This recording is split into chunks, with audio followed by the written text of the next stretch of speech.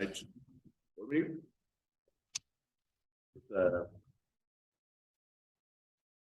Did it? Oh, roll call. Roll call first. Trustee Wright, trustee Guile, trustee Brownell, trustee Castillo, trustee Schuler.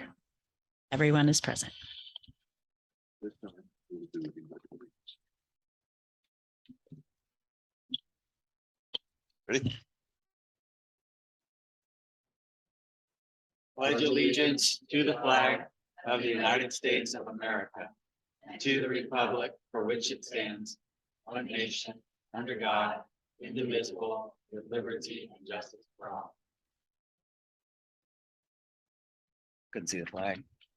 You're on. Right, at this point, we'll be going into closed session.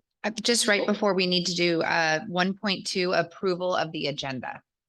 I think you might have jumped to the flag salute. Okay, There we go. right. I'll second.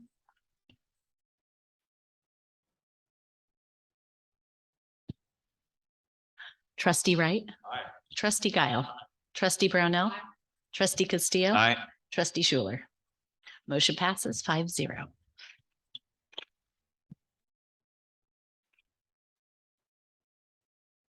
Now we will be going into closed session. Mhm. I'm gonna bring the hammer down on last hand.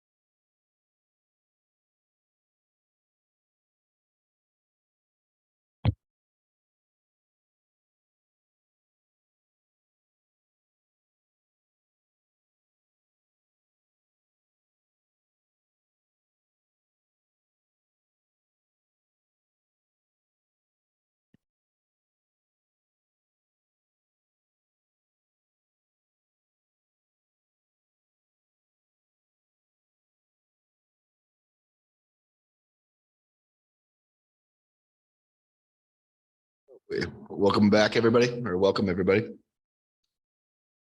We are just out of closed session. We have one reportable action. If Jen, you want to. So the board took action on the closed session item 2.3 classified personnel document and approved a new part-time custodian position that was previously budgeted through contracted services.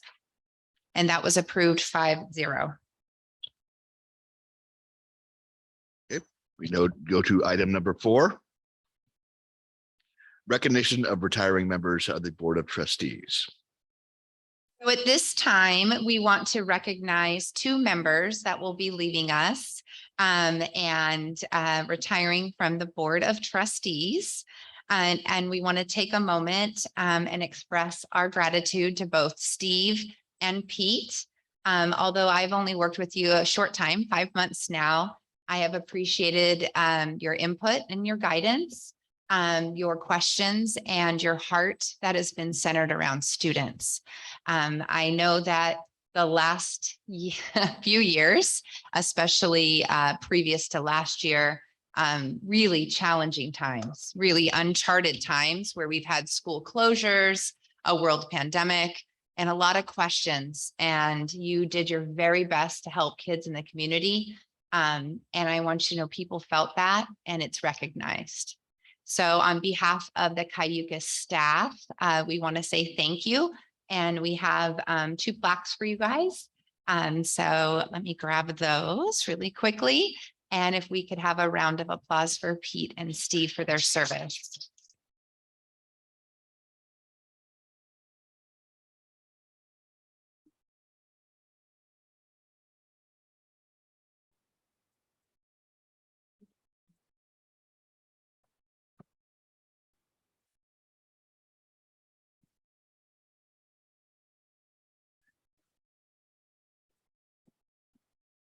And if there's any other words or input that the board would like to add. Please do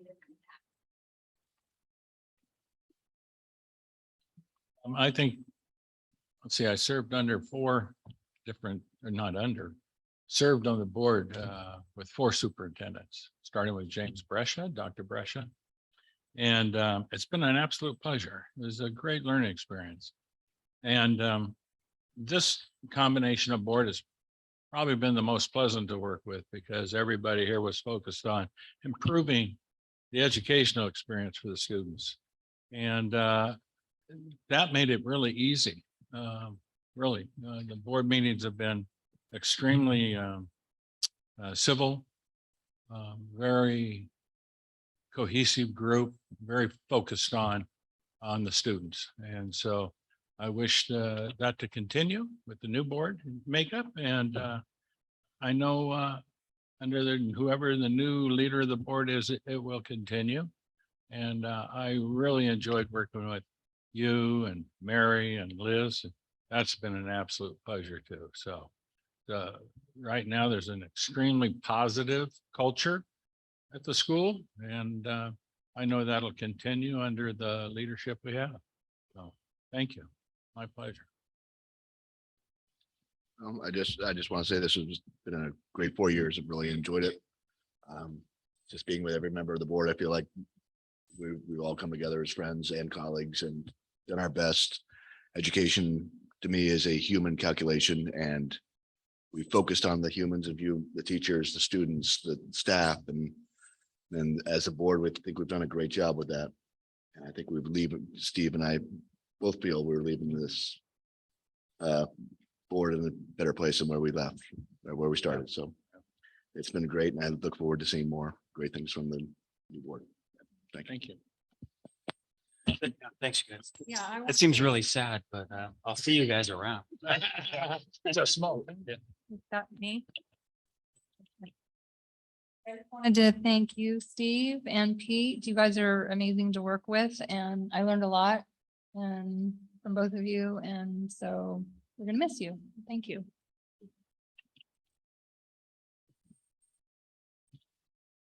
Now, actually, just before the board, gosh, sorry. I think maybe we just turn it down a bit.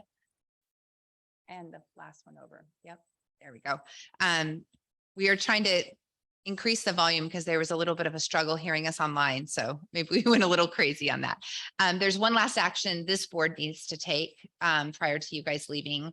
So that is subject 5.1, appoint a temporary chairperson so that I can administer the oaths of office.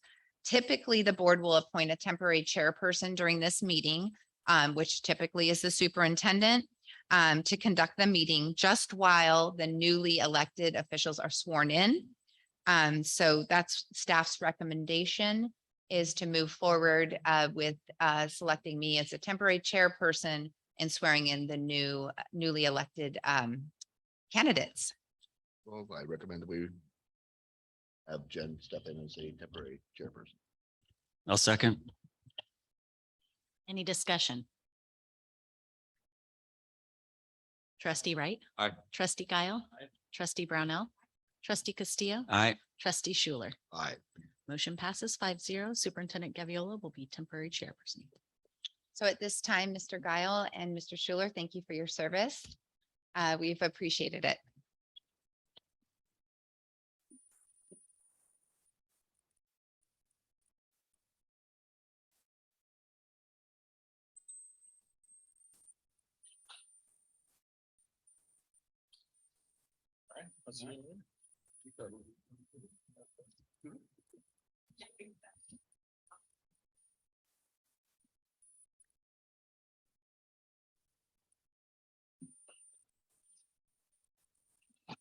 Yeah, last one.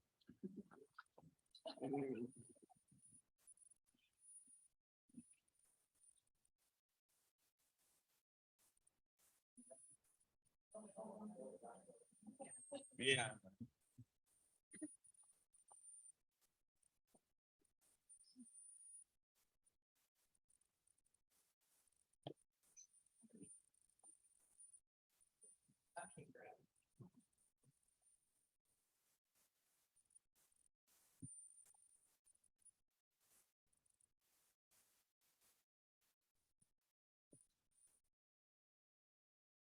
At this time, we are going to swear in 3 board members. Chris Castillo, who currently serves on the board, is now officially going to be sworn in for the next 4 years. Miss Carrie Friend and Ms. Gretchen Ross. So we are going to start in alphabetical order with Chris Castillo. So if Mr. Castillo, if you could please rise and raise your right arm and repeat after me, right hand. Sorry, your arm as well. I I, Chris Castillo, do solemnly swear or affirm solemnly swear or affirm that I will support and defend the Constitution of the United States.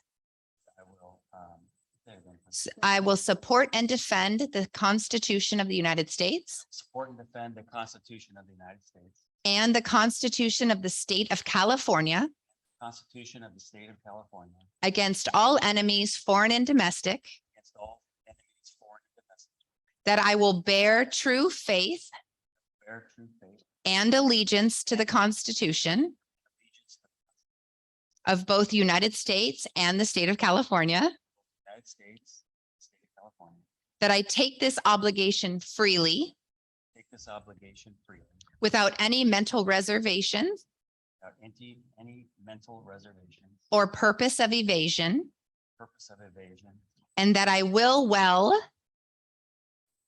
and faithfully discharge the duties upon which I am about to enter.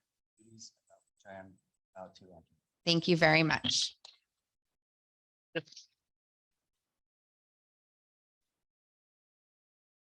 If I could have Ms. Carrie Friend, please approach the podium.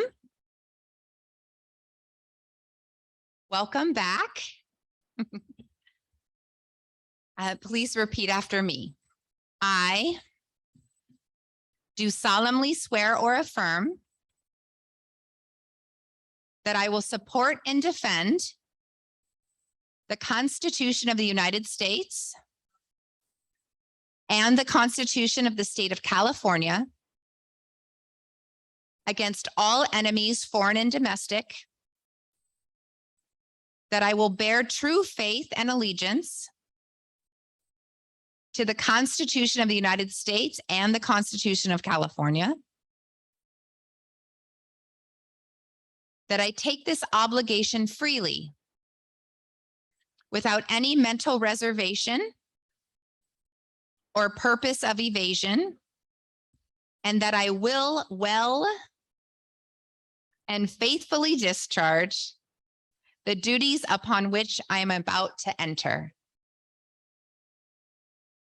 Excellent job. Thank you very much. If you'd like to take a seat. Oh.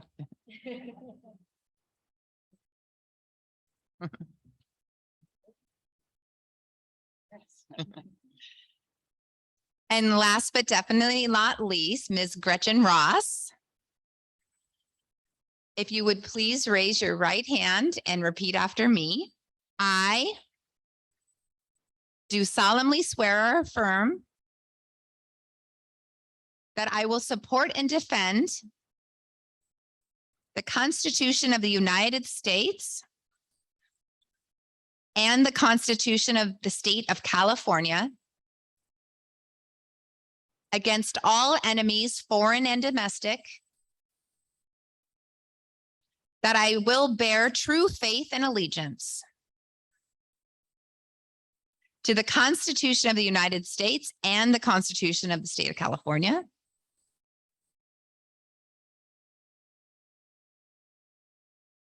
that I take this obligation freely without any mental reservation or purpose of evasion, and that I will well and faithfully discharge the duties the duties which I am about to enter. Congratulations.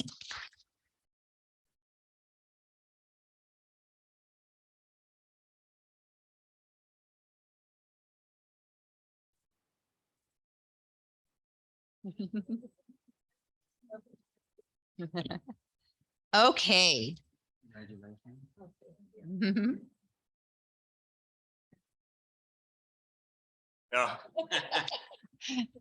Reduce, reuse, recycle. Okay, at this point, as the temporary chairperson, we will move on to agenda item 5.2, nominate a president of the Board of Trustees for the 2022-23 remainder school year. Ed Code requires that governing boards reorganize and elect officers during the first meeting in each December. At this point, we will take nominations for board president. If the board would like, I can go over the process prior to nominations if you would like to have kind of that picture. Does that sound okay?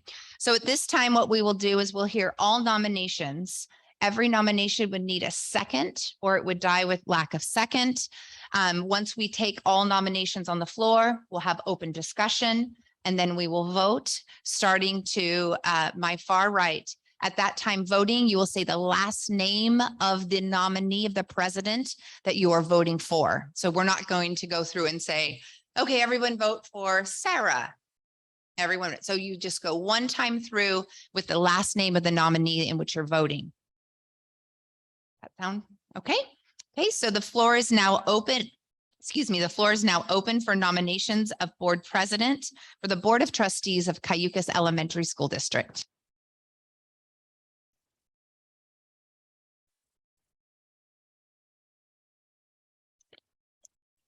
I was going to nominate you. There is a nomination and a second. Does Mr. Castillo accept the nomination? Yes. Are there other nominations? I'd like to nominate myself. Is there a second? I will second. Okay, there's a nomination and a second. Since you nominated yourself, I won't ask you if you accept it. Any other nominations on the floor? Okay, there's an additional nomination on the floor. Ms. Brunel has nominated Val Wright. Is there a second? I'll second.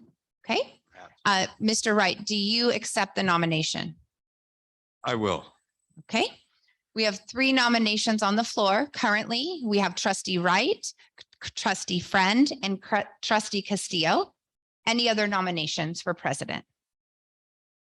Okay, this would open now to discussion. So at this point, if there's any open discussion about the person who is either being nominated or someone that you would like to discuss, this would be the time prior to voting. Well, I nominated Chris. He has been president before under times that were very difficult, to say the least. And if he can handle being president during that particular time, I think he'll do very well. Now that some of that difficulty, particularly with the pandemic, isn't in our way. Thank you, trustee Wright. Are there other comments during discussion? Yeah, I appreciate that, Val. Trustee Castillo? Sorry. I appreciate that, Val. And you also have been president, and I think you did a great job. I'm honored to be nominated, and I would do it. I'm just very busy right now, and that's why I preferred to nominate you. Down the road, I would certainly be president. I just have a lot going on. So I appreciate that, but I hope you will accept. Thank you for your comments. Trustee Friend has the floor. I was on this board for 8 years, from 2010 to 18. I got off the board when I was too busy with my master's in educational leadership. I finished that, so I've learned a lot on the other side.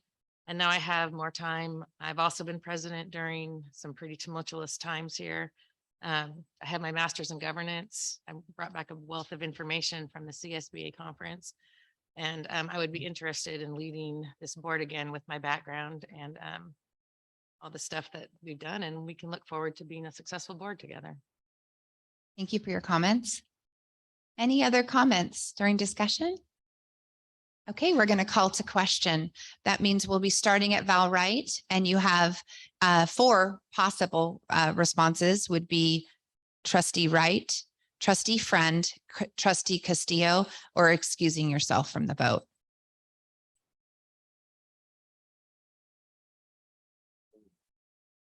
Support. Okay. Trustee Friend. I will vote for myself.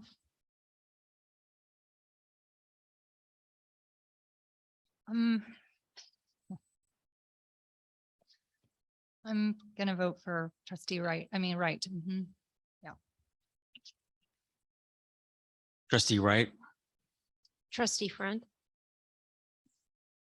So at this time, we have 1 vote for trustee Castillo, 2 votes for trustee Friend, and 2 votes for trustee Wright. So we have a tie. So at this point, because you can't lead with a tie, then we can go back to open discussion on further nominations or first starting with discussion. And then if there's anything that arises from discussion, then we'll look at our next steps. Any further discussion? I would just like to mention that trustee Friend was board president when we were hammering out the MOU with the other 2 districts, and the time and the energy that she put towards that and for our children and for our families, I was really impressed with, and her commitment to the school board was really unprecedented. Thank you, trustee Ross. Okay, are you going to I- make another comment? Okay, Yeah. sorry.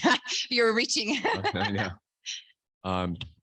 One of the reasons why I supported Chris, he has gone through a very difficult time, and he did it with honor. He did it with the ability to let others speak when it was very difficult to listen to at the same time. He has a way of calming difficulties, and I still would like to support him, and I will drop out. Okay, so at this time, then we will recall to vote on nominations of 2 trustees. Yes, of course. I think either of us would do a fine job, but I also would like to recognize the fact that Mr. Castillo said he is super busy. I mean, I don't know if that makes a difference, but I mean, I have the time, I'm here, and so this position can go every year, whatever. So, I mean, if he's made that, I'm not putting that down, but of the time commitment, that's something to recognize as well. But I don't think you can go wrong either way. Thank you for your comments. I appreciate that. And I would support you. I do have a lot going on, so appreciate that. So we will, thank you. We will call to vote. We have 2 candidates, as trustee Wright has removed his name from the presidency nomination. So trustees will have either trustee Castillo or trustee Friend. Trustee Wright, your vote? Steele, Trustee Friend, Myself. trustee Brunel,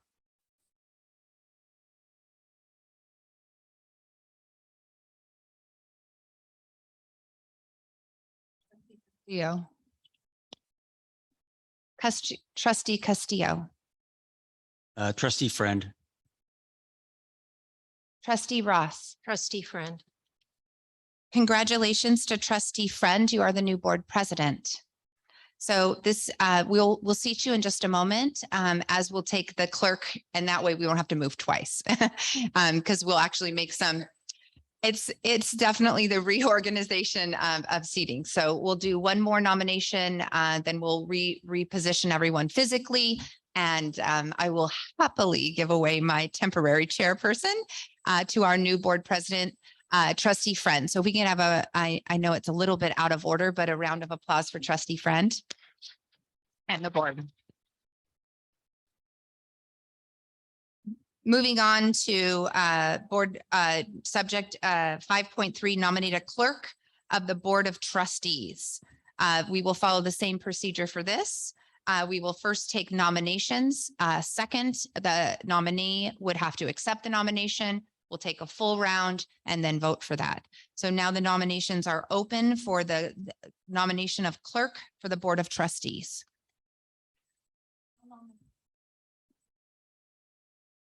Is there a second? I'll nominate. Okay, there's a second by trustee Friend. And would you accept a clerk nomination? Yes. Thank you. Other nominations? Like to support trustee Brownell.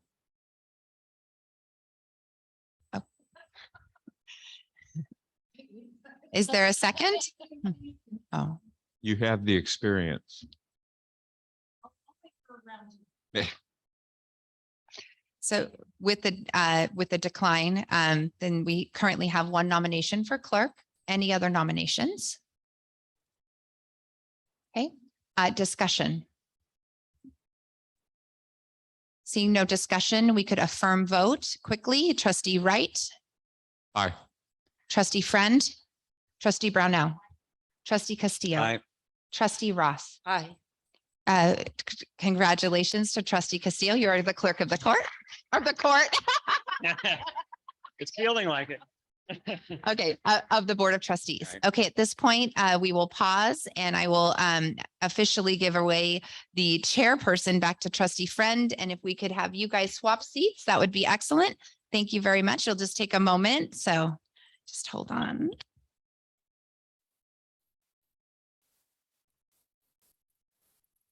Pardon?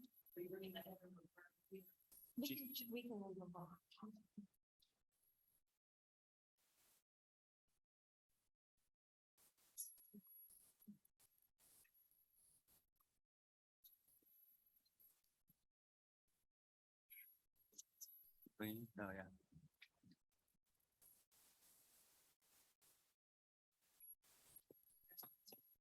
There's no name. I just brought my last one. Oh, yeah, but she doesn't have a name. So that's fine. I hope you didn't order.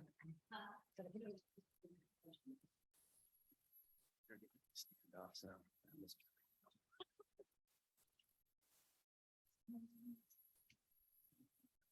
So item 5.4, designation of superintendent as secretary to the board for 22-23. So at the annual organization meeting, the recommended action is a motion to designate Superintendent Jen Gaviola as secretary to the board. I'll make a motion. We designate Superintendent Jen Gaviola as secretary to the board.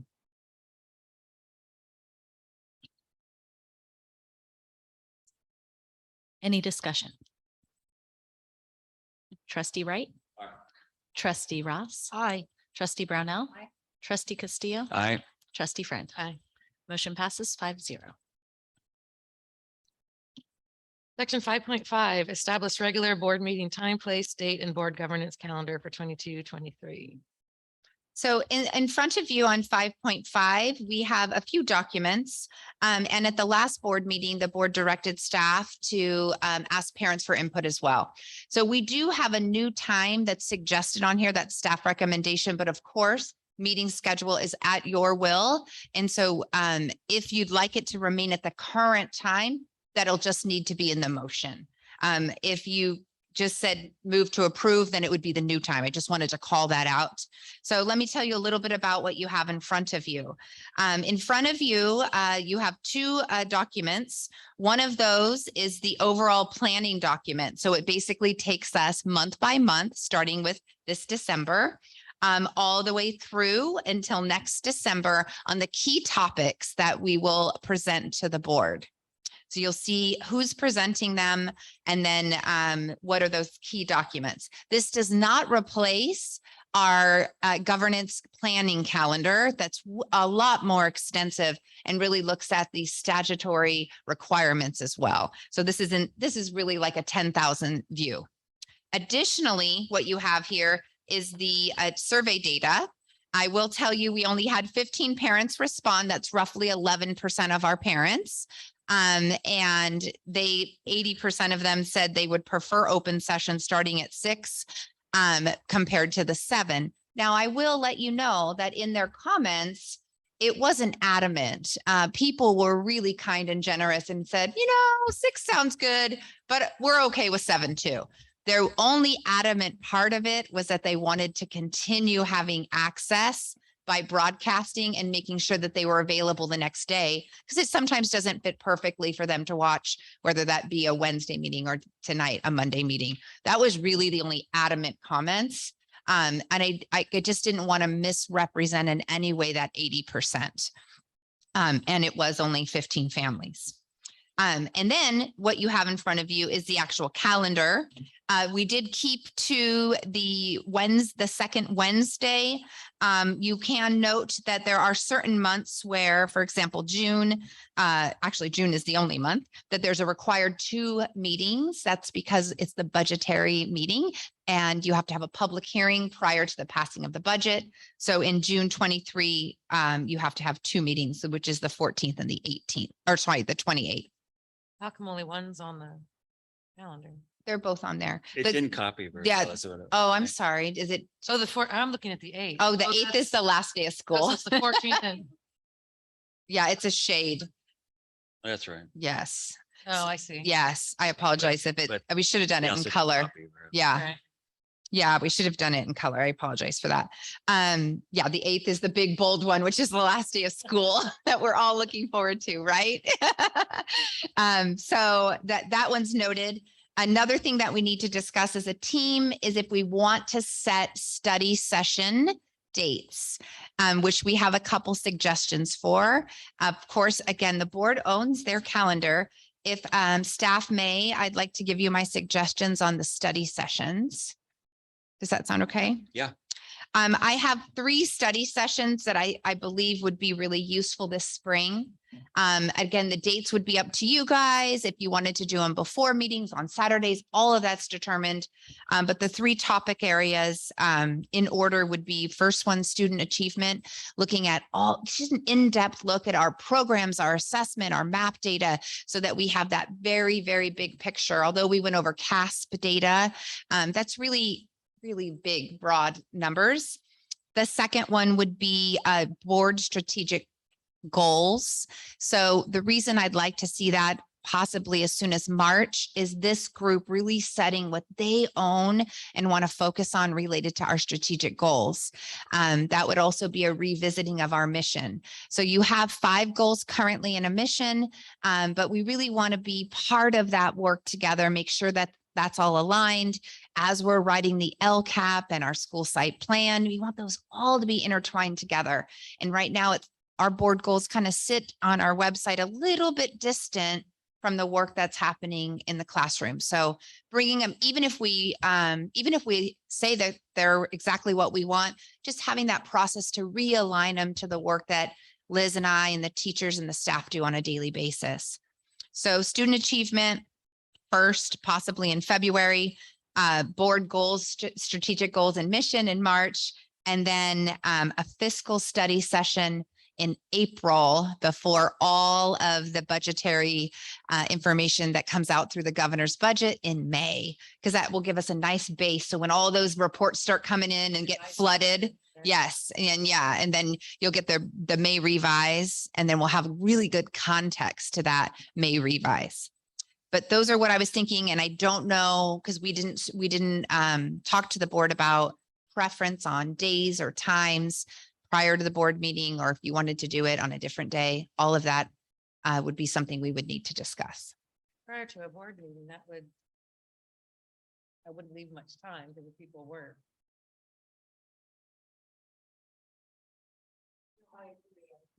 If these are open study sessions, I think that parents should have an opportunity to attend. That's great. A lot of times board use Saturday mornings, and I know nobody likes a Saturday morning, but it's usually if you plan in advance, then you can kind of carve out maybe that 3-hour time period, 2.5 to 3 hours. I would shy away from all day study sessions because it's just at the end of the day, you know, it's just whatever the topic is or whoever's presenting doesn't get your best attentive self. But a good 2.5 hours in the morning might be a good time. But again, that's definitely up to the board. But I can tell you that those have been quite successful with community partnerships, and it gives an opportunity for people to participate as well and learn.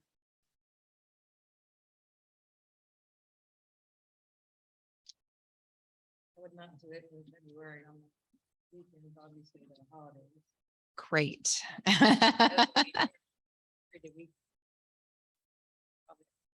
Gary, is your microphone on? I said I wouldn't do it on a Saturday or a Sunday that has a Monday holiday because families are likely to be gone, possibly us as well. We could look at February 3rd. It's for the student achievement one if we wanted to, or if the board is saying, if the board feels comfortable doing individual meetings for student achievement, we can always do that with the superintendent, with the principal. You mean the 4th? 3rd is a. Oh, it is. Sorry, it is. We don't have Saturdays on our chart. Thank you very much. February 4th. I do believe that Super Bowl might be that Sunday, though. It typically is that first part of February, just as a side note. Now that Jimmy Garoppolo's injured, I won't be as interested, but The real soccer, the real football's going on right now. isn't it? Oh, my goodness. So So what if we actually did the February meeting the last weekend of January? This is on the 28th? Yep. I don't have my schedule. here. I have that on. Calendar and phone. No, I do that in my work schedule. Oh. I don't know. Because I work. So you have to print. And if we wanted to look at, because these are kind of close, the student achievement study group, what Liz and I could prepare is an overview through a Friday update in January. And then if you needed more information around that, then we could always schedule a second one. And we could really concentrate in Marches on the strategic goals, because we would provide you with all that background information on student achievement as well, leading up to it. So that's an option too. And it's pretty straightforward, but that's definitely up to you guys. Super Bowl is February 12th. Oh, it's later this year. Thank you. Yes. On a 3-day weekend. That never happens. Get some tentative dates now and then come back in January and solidify that. That sounds great. So I heard the 4th as a Saturday option. February. February 4th. Okay. Yeah, that's works. fine. And then if we wanted to look into March, maybe March 4th. Yeah. So why That is would- 3 blocked out? That's the shading. Oh, that's a teacher work day. Okay. Yes. Please, it's freezing or shut it over. Oh, thank you. As long as can you check and make sure it's unlocked?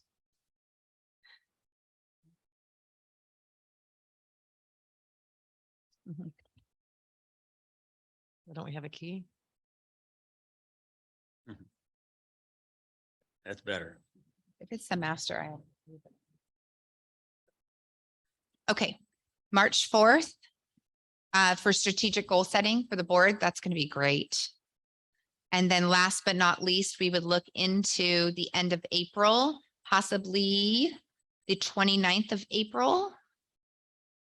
For fiscal updates. So basically by then there's a lot of conjecture around the May revise, but it will give us a very nice balance. We will have someone be able to come in and really look at the things we'll be looking for. So when all of that flood of information from Sacramento comes in, it gives us really good context. the county office typically has a meeting. I don't know if it's before or after the Mhm. May revise. The fiscal advisors meeting, it Yeah. happens after, so it's Okay. usually around the 10th or 11th of May. And who's going to be leading these workshops? So the student achievement one will be Liz and I. Strategic board goal setting will be myself and possibly Ellen Sheffer from the county office. So she's an advisor to boards. And then the last one, we would have a fiscal expert come in. Okay. And we'll talk to Sheldon Smith about who that will be. So these are tentative. We'll Yes. check. Okay, what was the last date again? April 29th. April 20. And the fiscal one, I would imagine would be a shorter meeting.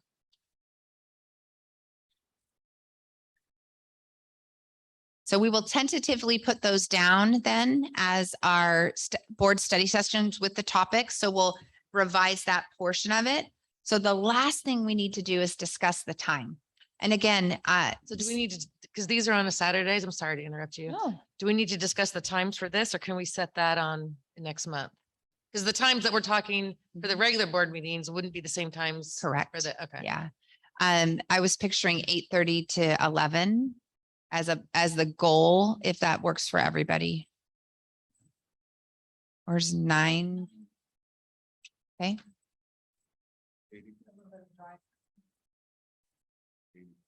We would be looking at February, or sorry, February 4th, March 4th, and April 29th. From what, 9 to 11:30 then? That sounds great. To do If that, that's okay. what the board, if that's, That's fine. it looks like there might be a good consensus from the board on We that. can even Okay, do 9 to noon and leave early if we get done. that sounds, we will block it from 9 to noon and then knowing that it very likely we'll have a little bit of leeway. Okay. Did you get all of that? Great. So the last call of business will be here. And again, staff had originally put down 5:30 open session or closed session, excuse me, open session starting at 6. But you guys have been on the board before. It's definitely your conversation around what time you'd like your meeting to be because it is the board's meeting in public.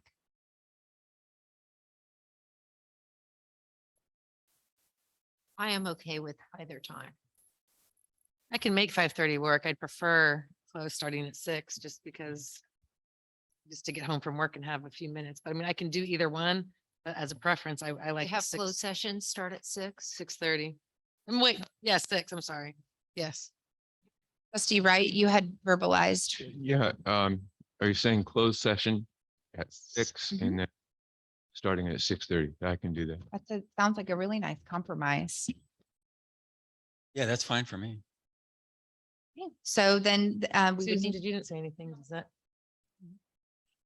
then whoever would like to make a motion would want to include that in the motion because it varies from the agenda. So it's up to you guys though.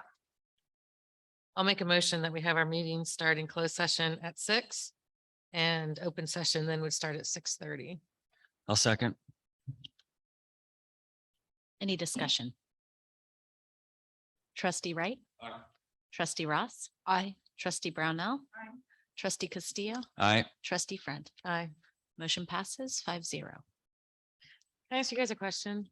I just remembered when I made that motion. I believe I was told before that presidents can't make motions. I don't believe that's true. That's not true. That's Okay, thank you. That's what Ron Wilson I'll came give and you- screamed at me about. Yeah, That's that's not what I was, yeah, okay. I'll give you a book of Robert's rules. No, I have Robert's rules and I remember it being that that the president can.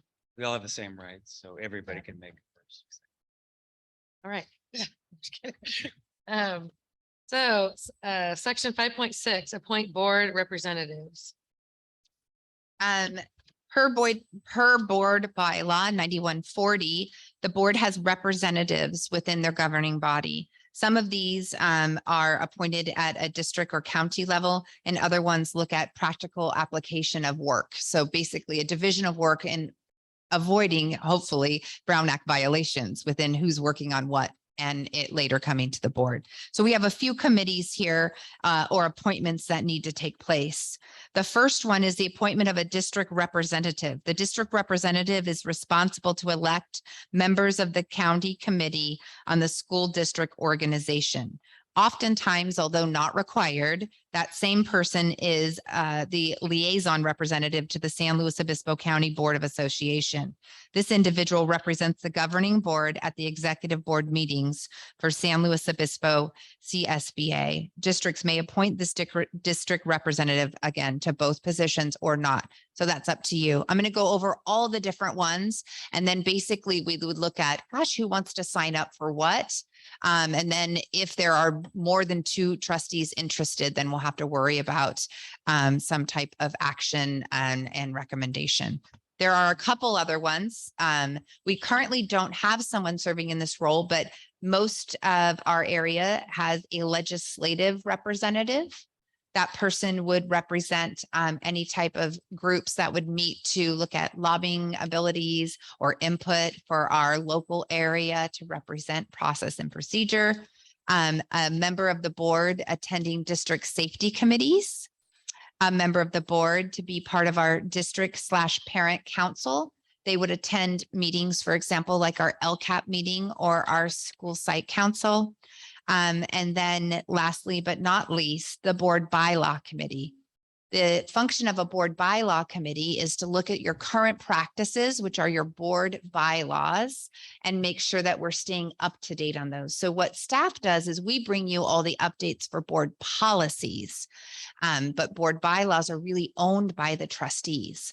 So we would like to reenact a board bylaw committee so that we can make sure that we are up to date.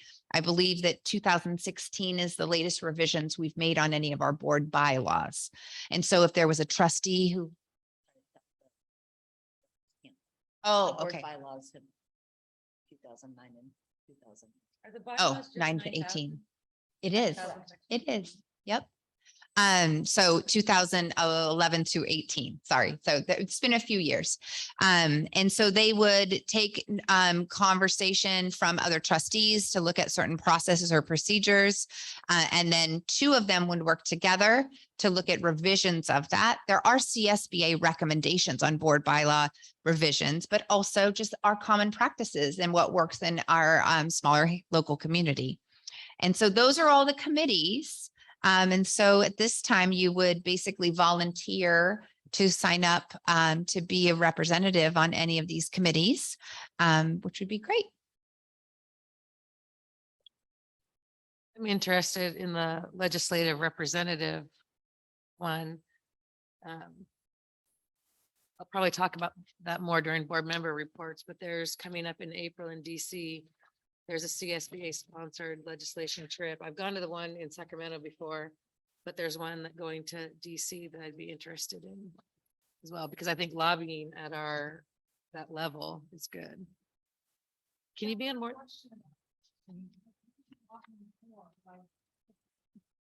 For the one in April, it's CSBA arranges that. And you'd be going to, as a group from California, going and talking to all the different legislators in Sacramento, in DC, depending on, yeah. You're one of That's the, long term. I mean, Yeah. I'm still interested in the legislate, just the stuff even locally around here. It interests me. one of the key areas CSBA and AXA both have been lobbying for is full funding of special education. So for example, federal dollars only fund about 40 cents to the dollar of the fee of special education services. So it seems like every year they go in to lobby for additional funding for very expensive, needed, but expensive services for individuals with disabilities. There's lots of different ones, but they'll basically give you a lobby sheet around the different initiatives that will support California schools as seen by that CSBA group. Just because just being on this committee doesn't mean we're going to send somebody there, because it's not cheap. That's totally something different. That doesn't mean that we would even approve somebody to go. But I'm just saying legislation is an interest of mine. So even notwithstanding that, I would still be interested in doing that locally when things come around, I mean, Only asking because I don't know anything about it. And so I'm kind of interested well, myself. come on. But I still want to know like what actually takes place. Well, when what- I went to Sacramento, they do, they gave you a fact sheet. And so we got there in the morning, there was like meetings and then we went to, I forget what we were testifying for. But they went and you had to sign up and you would testify in front of this whole whatever, but I can't even remember the topic that we had. But they were pushing for, but it was people from all over California. And then you represent this area-ish or whatever, like. Well, I was representing Cayugas Elementary, and so then other people from different districts would talk, but I think we're kind of getting more into the weeds because Okay. that's more Yeah, in just- April. And again, it may not even be approved because it's not cheap, Yeah. but I'm interested in legislation and all that kind of thing. So that's why I would like to be on that committee. Yeah. So in the past, we've had a district representative and that's about it. But how many? Yeah, these are new. I know, right? So how many positions are we talking about? Because there's a district representative, liaison to the San Luis Board, legislative, district safety. I mean, are those all different ones? So very typically, the first three are the same person and it's typically the board president. Again, it doesn't have to be in any way. But also, Chris, the first one to elect members to the county committee, that's one meeting in total. So there's one meeting that you go and typically Isn't that every 4 years or? it no, they're not all elected on the same cycle. Oh, okay. Okay, so first three could be one person. I think. Mhm. I don't know what this one is. Safety committee. Is that the safety committee that meets? It's up? our safety committee. Yeah, so very typically, we have representatives from the school board because it's all about employee safety. So then that person is attending the meetings and hearing directly around the needs of our employees. So it's a way a board member has direct contact with needs and wants of a school district employee and their safety. Okay. It's not required. Interested in doing that. That would be, is there anyone else in the district safety? That would That's be fine. great then. Okay. Thank you, Gretchen.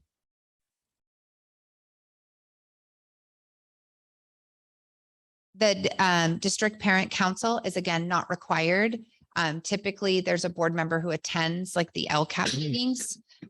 Because then, you're aware of, again, hearing a direct now communication to parents versus employees. So when you start looking at our community partners or what used to be called stakeholders, that's what some of these represent. So you have the governmental side, legislative, and then you have your safety, which is direct contact with your employees. And then you have a parent council, which is direct contact with our parents. And so we're giving opportunity for a board to be represented in the different areas. When is that parent council meeting typically? 5 or 8:30 in the morning typically. We did offer a PM 5:30, but there were no takers. So at this Right. point, we're Well, that looking puts at. me out. There's no yeah. way. And primarily LCAP meetings? Yes. Okay. Yeah, I would do that. That's fine. Is that okay with everyone? Okay, great. Chris, I think that will be great.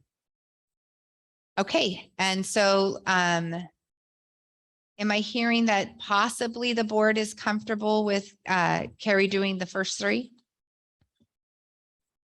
They coincide, I mean, But oh, no, there's The two there's- above the little small print. there's a that lot. says There's the- 3, 4, 5, 6, 7. Well, see, and I also don't know if we wanted to add on here. I know you and I had talked in passing about the Cayuga Citizens Advisory Council. When I was president before, I would go and represent the board, and I don't think that there's been a superintendent or a board member there forever, and that's something that I liked. I mean, I will start going to that, but I mean, eventually I'd like somebody else to maybe go, but I don't know that that needs to be in here, but I think that's another thing that we need to be, that's another part of the community that we can reach that maybe they're not school connected. Hmm. Anyone for the bylaw committee? Want to learn a little bit more about that. So I think can't you'll like believe I'm it. Gonna say it, but. I think I'm that'll be interested in great. that one. Those are good. Yeah. So I just, okay. In that. Well, Susan, we can start with Susan and I can absolutely be your partner in that too. That'll be great. Val, are you interested in bylaws? Pardon? Are you interested in bylaws? No, not really. See, I'm interested in that too, but I can't, Yeah. I mean, it's just too much. Okay. I think that Susan and I can take a stab at it and work together and she'll be bringing that back to the board. And obviously you guys will be communicating to her which areas we want to look at and comparisons and all that. I think it'll be fine. Okay. As the secretary to the board, I'd be happy to do that with you, Susan. Okay, so it looks like right now we have the two first ones, which are the appointments related directly to San Luis Obispo County Office of Ed. Our board president, Friend, will be our representative. Is there anyone else with legislative, or is that going to be our board president? Are we good with that? Well, can there be two, as long as we don't talk to anybody else? I don't Yeah. see why not. Do we know? You can be a half. Okay. But I don't think that would be a problem. I mean, I could find out information and we could chat and, yeah. Okay. So we have legislative representative, trustee Friend and trustee Brownell, district safety committee, trustee Ross, district parent council, trustee Castillo, and Susan's going to take the lead on the board bylaw committee. Okay. So if we're all good with that, we can move on to the next one. Do we have to make a motion for I that? Or don't believe we do, since it's just signing up. We're not doing official nominations, but the if- one thing I do want to say about the county committee, before, we might want to look forward and see, because I know there was times that there was people running in different districts, because that one person gets to vote and some of them were not as friendly to smaller districts. So if we want to look forward to that now and start, if we need to start putting feelers out rather than kind of the last minute push that we did before, because they do vote on some pretty important things. So we might want to look forward and see when those meetings are or see when this meeting is, but when they vote and when their terms are up, some people have been on there for a long time. And if we could get somebody in there, that would be cool. Start grooming somebody. we don't do grooming in our schools. No, just kidding. Yeah.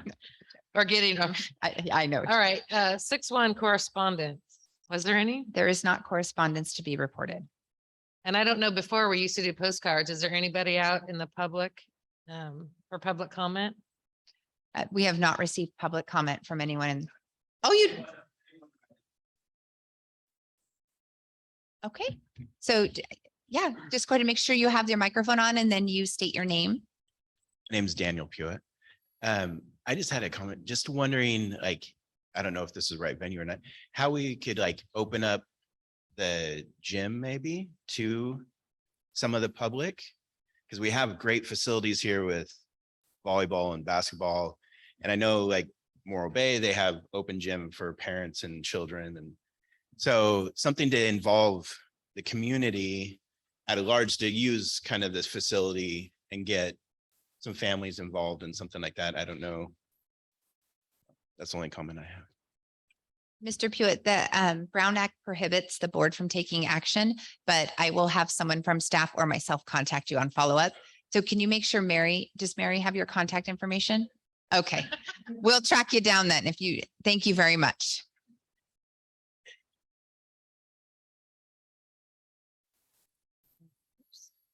Item 7.1, regular meeting minutes, approval of those minutes.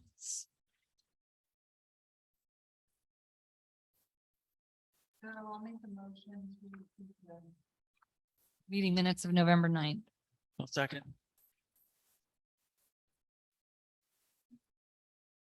Discussion.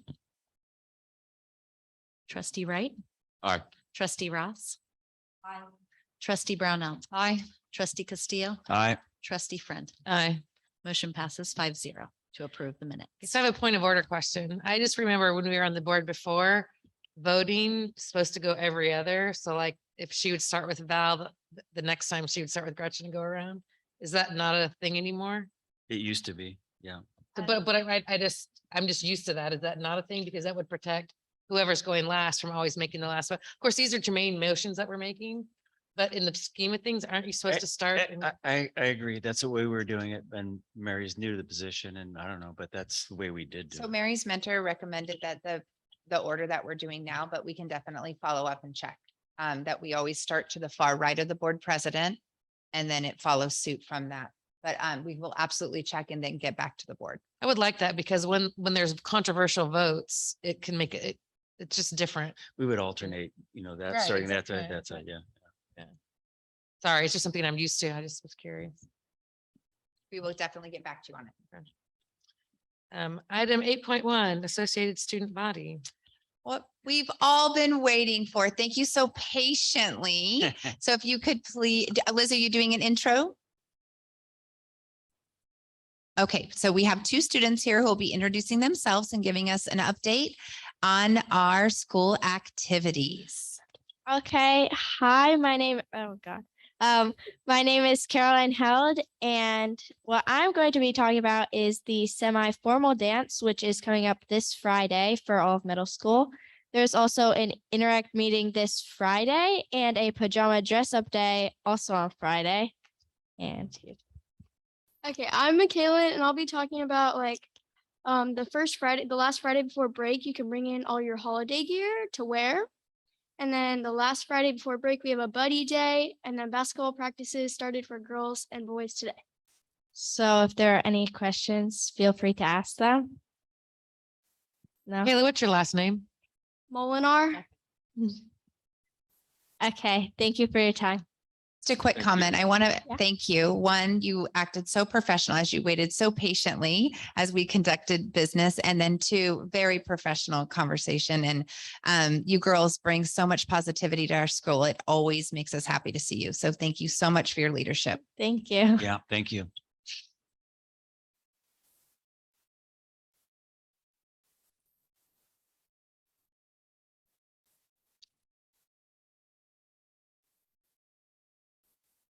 Oh, I'm sorry, that's me. Writing notes. Next, as 8.2, Parent Teacher Association.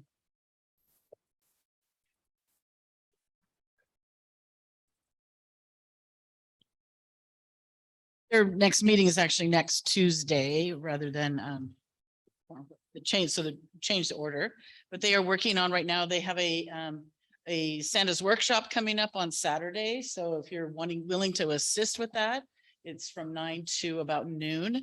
So the kids get an opportunity to make some gifts, handmade gifts to take home.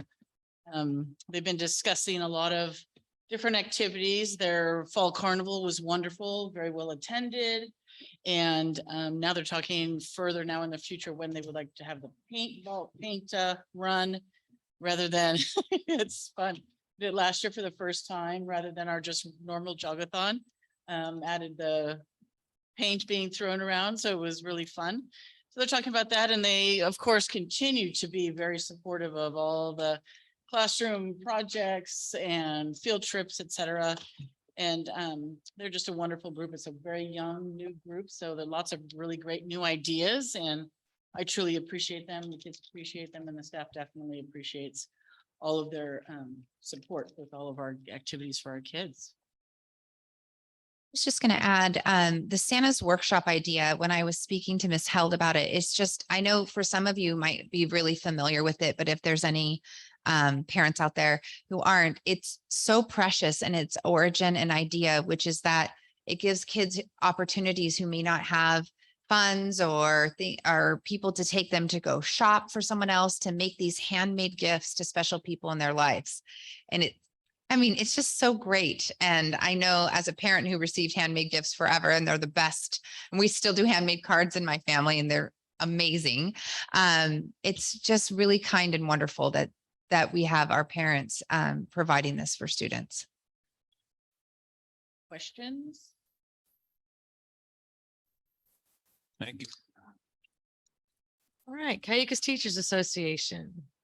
I'll do a quick intro. Tonight we have, as you've seen throughout the school year, we've had a different teacher come and report on special things that they're doing within their school or within their classroom. And today we have Helen Tomac. She is our librarian, and she is off and running from a very successful book fair that was so much positivity and energy. And she worked so incredibly hard to make sure not only that she had it set and organized, but that really organized again for families and kids to have access, for donation accounts. So other kids who didn't realize that they had a little bit of money in this little donation account, they could buy books. And just did really a tremendous job on that. But today I believe she's going to talk a little bit more about STEAM, which is her other hat that she wears in addition to being our librarian. So without further ado, Helen Tomac.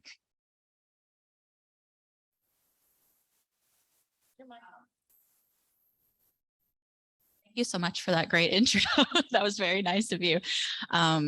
So yeah, we had a really successful book fair this year. We actually set a record for the most books sold, most sales that our school has ever had. So it was just more than that, though. It was really great getting to see so many students and their families coming in and just getting excited about reading and getting new books. So that makes my heart happy.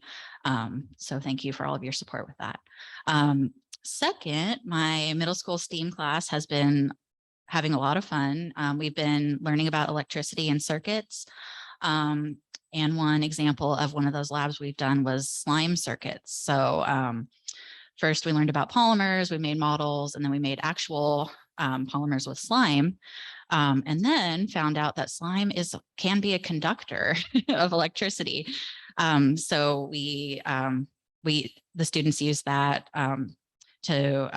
in circuits to power light bulbs that would change color. They'd experiment with, the different properties, changing the properties of the slime and the circuits. So that was a lot of fun to make the light bulbs change color. And we're doing chemistry now with a lot of different hands-on projects.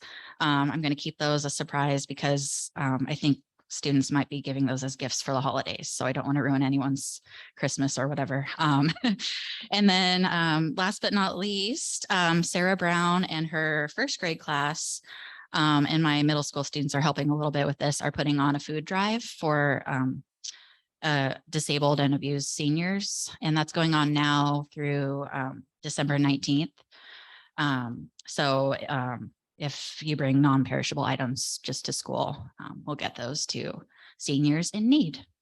And thank you so much for your support. Any questions? Okay, thank you. Thank you. Helen.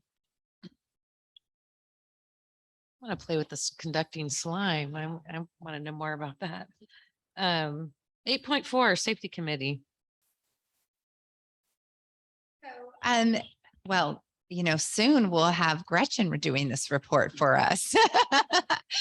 So our safety committee meets every month, and the goal of the safety committee is the health and safety of our employees, reduce workman's comp claims, and we are part of a larger group that is through schools insurance program for employees. And we work together. We go over topics of the month. They are quizzes. When people take quizzes, there's incentives for them. But particularly related to this joint powers of authority or larger group in our county is the ability to apply for grants. And so Ishmael has been working with the feedback from our health and safety committee to apply for certain grants, which are larger funded items that could possibly prevent injuries in the future. One of those is a very large ladder for our bus barn to get to the rafter storage area, so that we're not using the propped tall ladder, but actually has the kind of three-sided ladder.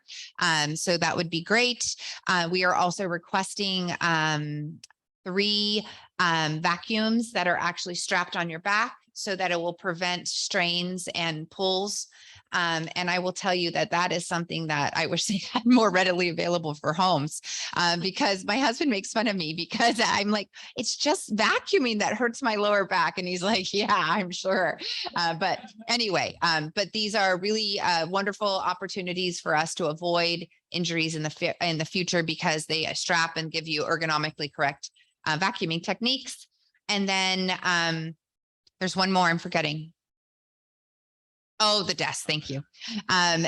So for a very long time, SIPE approved the like thing that sat on the desk to make it a standing desk. And then they found that people were inappropriately using that. And so now it's really the rising full table of a desk so that you can have more opportunities to stand, less bending over. And then now they actually have these wonderful boards that actually use both as a whiteboard and that easily flips up for writing purposes so that it just helps again with posture and back pain. So we have a request for multiple use of those that have come from teachers.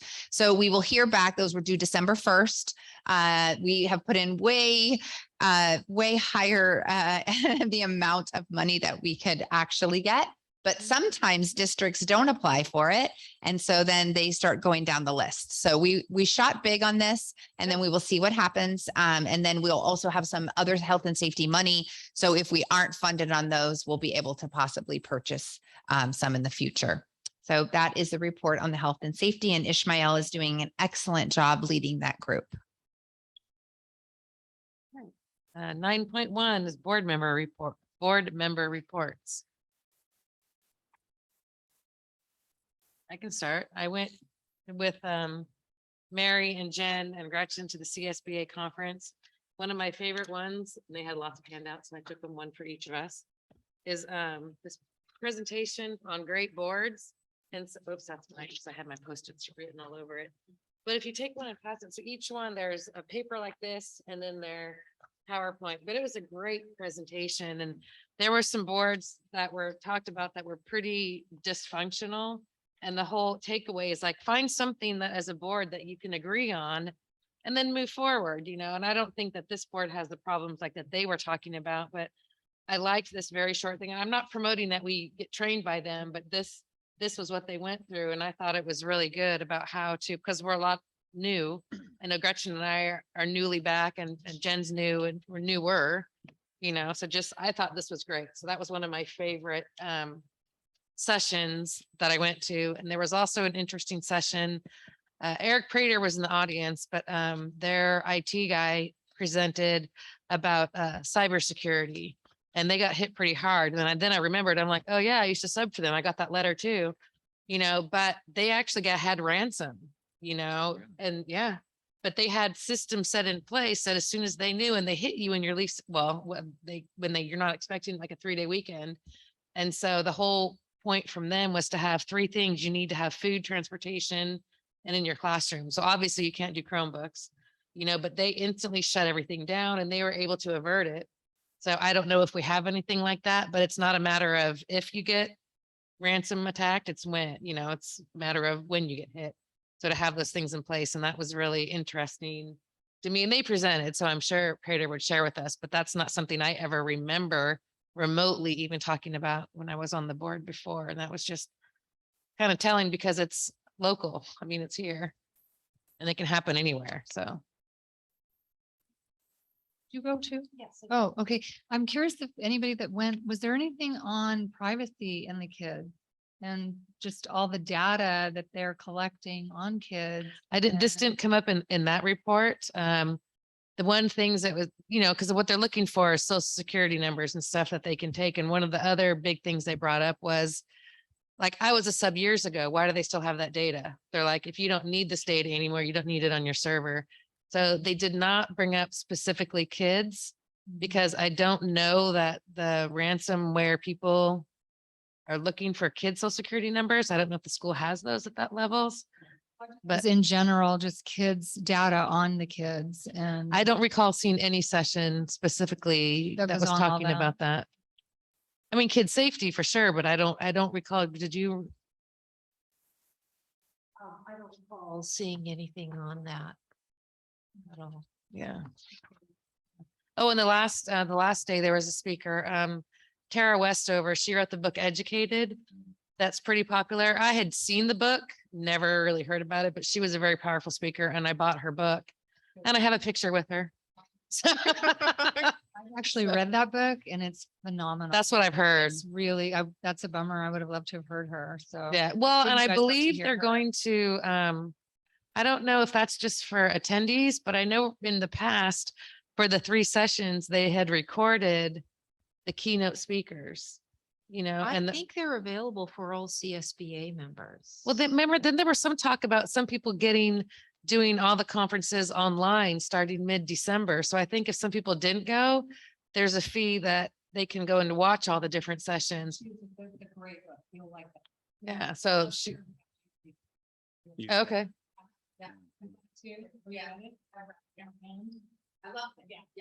I was really disappointed because we were coming home on Friday. So when I saw her, well, the first general session was wonderful as well. It was called Miseducated, but not in any way connected to that.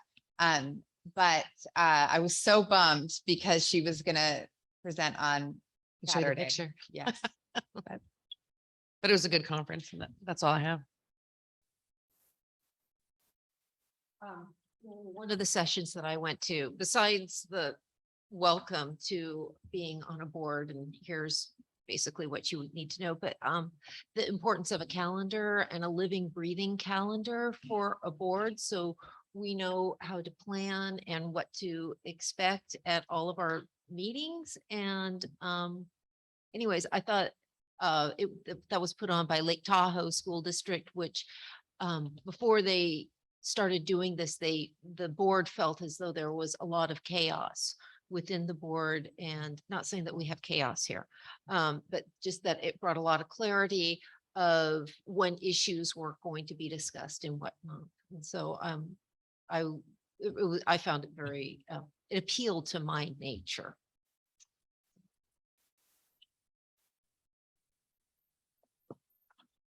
Attended the Christmas tree lighting down here downtown and got to see Santa, as we all know who our famous Santa is. And it was very well attended. So it was a lot of fun, and I'm looking forward to next weekend for the street fair. Or it's not, it's the street, what's it called? The, Christmas and Cayucas. yeah, I'm looking forward to Christmas in Cayucas.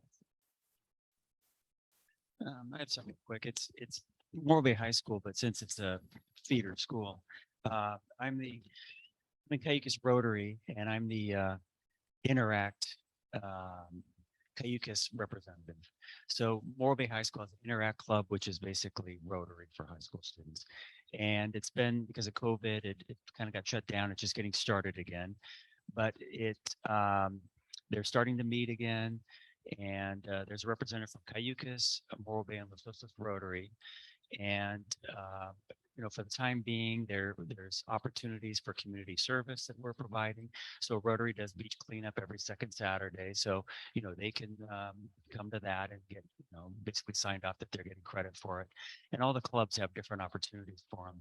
But we also, each club sponsors 2 students to go to a leadership academy called RILA. And that's in Ojai in March. And it's a 3-day camp, a leadership camp sponsored by Rotary. And so each club sponsored 2 students. We had interviews last Wednesday, and we have 6 candidates signed up to go. Yeah, it's a pretty good event, and they were all good, very good kids. I'm not as familiar with all the kids, so I know there was one student that went to Cayucas who was in that club. But there's about 40 kids that show up, and we bring pizzas, so that helps them, for kids to show up. So it's kind of fun. It's twice a month over there. Yeah. The Interact president in Paso. Oh, yeah. Yeah. But Ryla is wonderful. I will tell you, as someone who has been a liaison with the high school for years and years, it's for some kids, life-changing. That conference is amazing for kids and leadership. Well, there were some kids that came in and it's amazing all the different things they're involved in, and they were a little quiet and kind of shy. And I think it's the kind of thing that really would help them bloom a little bit more. But they were all very good kids in there. And you can see the ones that are in there, the ones that, a lot of them do it for college credit too, but they're also doing it for community service. So That's great. that's nice. Yeah. Okay. Got anything? Do you have anything to report? The next is 9.2 Superintendent's Report. Thank you. And actually to tack on what trustee Friend stated, Mary and I attended the CSBA conference with both Miss Ross and Miss Friend, and it was wonderful. We did do the all-day new trustee, which was great to have a refresher and really a global picture of responsibilities for trustees. And it really kind of gets you just thinking and processing, which was great. And we were happy to attend that with Miss Ross. And then the sessions afterwards, which were very, very helpful in looking at planning, including some of the fiscal talk that we'll have later today for first interim. So the timing was excellent. November went very fast for us. As we know, we had a 4-day weekend and then we had Thanksgiving break and then we had conferences. We had very well attended conferences, especially for elementary school. And then we also, this last week, while we were at CSBA, our staff did a tremendous job with the selling and delivery of both Christmas trees and wreaths. Last year, we had set a record, which was a gross profit of 18,500. We've already surpassed that. But with that stated, we still have some trees and wreaths. So Melanie and Liz worked incredibly hard. Martin delivered trees all day, was just, I mean, amazing. And Ishmael, as well as tons of parent volunteers. Again, it's just another representation of this special place that we have in the Cayucas community. Earlier today, we thanked our board members, both Steve Guile and Pete, for serving on our board. That's definitely in my update that went to staff. And then mark your calendars for December 20th. Is that right? Yes, December 20th. At 6 p.m. is our winter program, and the students and the staff are working incredibly hard. And so if you are going to attend, definitely let us know 6 p.m. in our gym, and we will save you a spot. We're thrilled about that. I will tell you, last but not least, basketball started today. And although I thoroughly enjoyed both cross country and volleyball, I'm incredibly excited to see our basketball season, both boys and girls. It's going to be great. We hired new girls coaches and we had a flood of kids interested. And then we have a returning coach who's I hear is pretty talented from Mary. So those are our staff reports and our teachers are continuing to work incredibly hard. Oh, I knew I forgot one. Turkey Trot. We had a wonderful group of community members who about a week before Thanksgiving said, hey, there's all these turkey trots that are around. Why don't we have one for our school? And they kind of put it together a little bit last minute.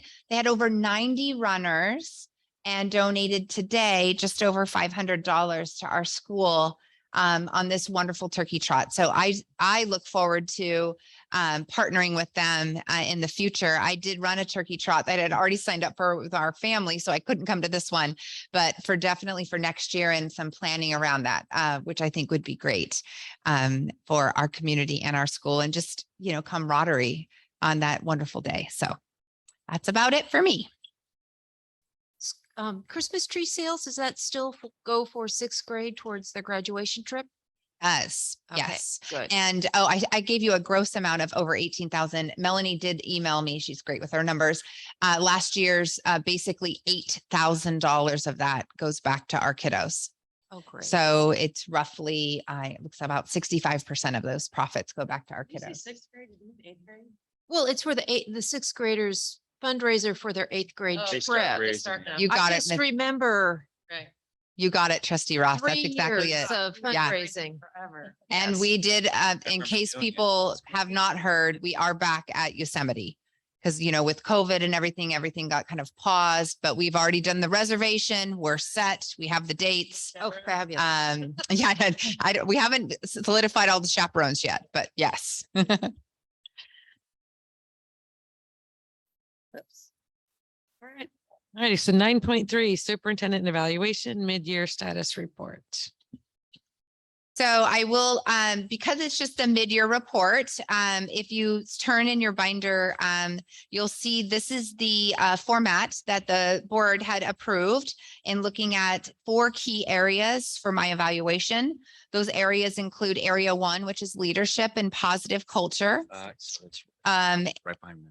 Area 2, which is systems and structure, area 3, communication and community partnership. And then lastly, but definitely not least, area 4, which is student success, which is the big wrap up. So what we've done is we've looked at, I know it looks like a lot of writing, but on the far left side, yep, you're perfect. On the far left side, you're going to see the CSBA standards of superintendent. So those are what you see when it says leads with our values, advocates, acts with dignity. Those are all the standards set forth with CSBA and agreed upon by AXA. And then if there is a goal in that area, underneath that, it would say goal 1 or goal 2. And those either are the LCAP goals or individual superintendent goals. The middle column is commentary and then actual evidence. And the digital form of this, I'll send directly to the board.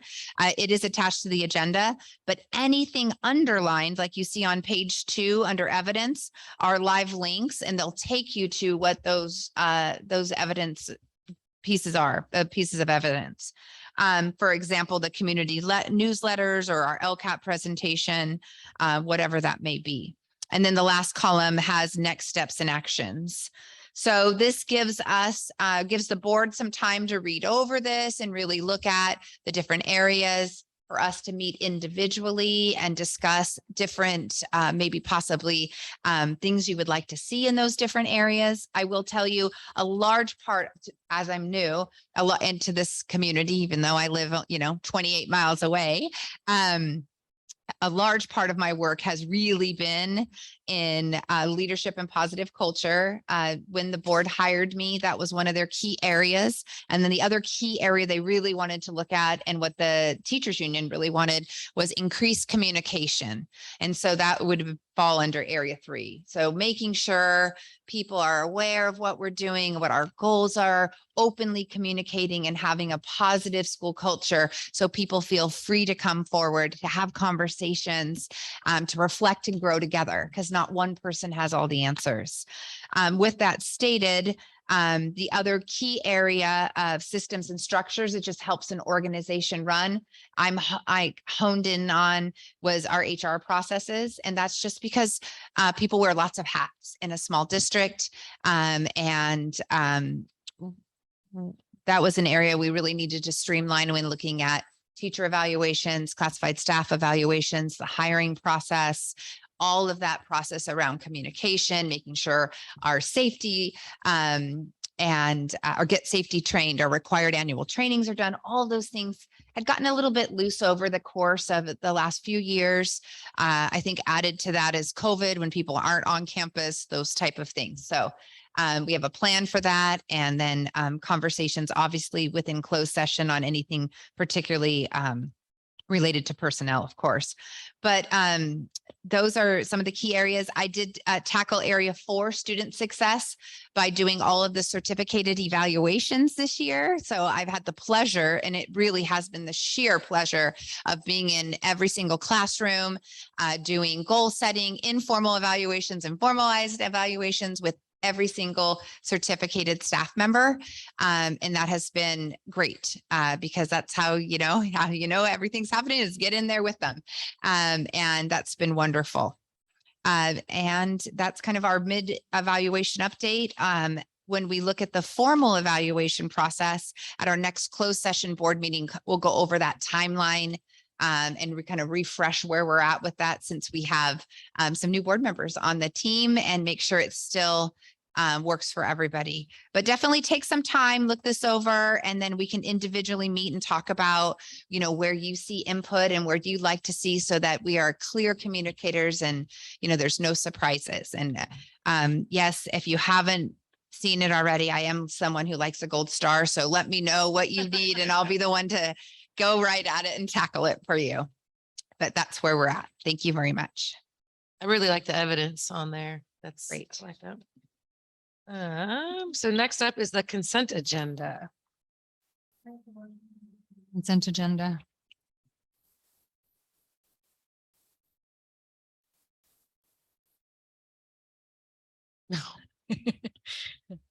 Trustee Ross.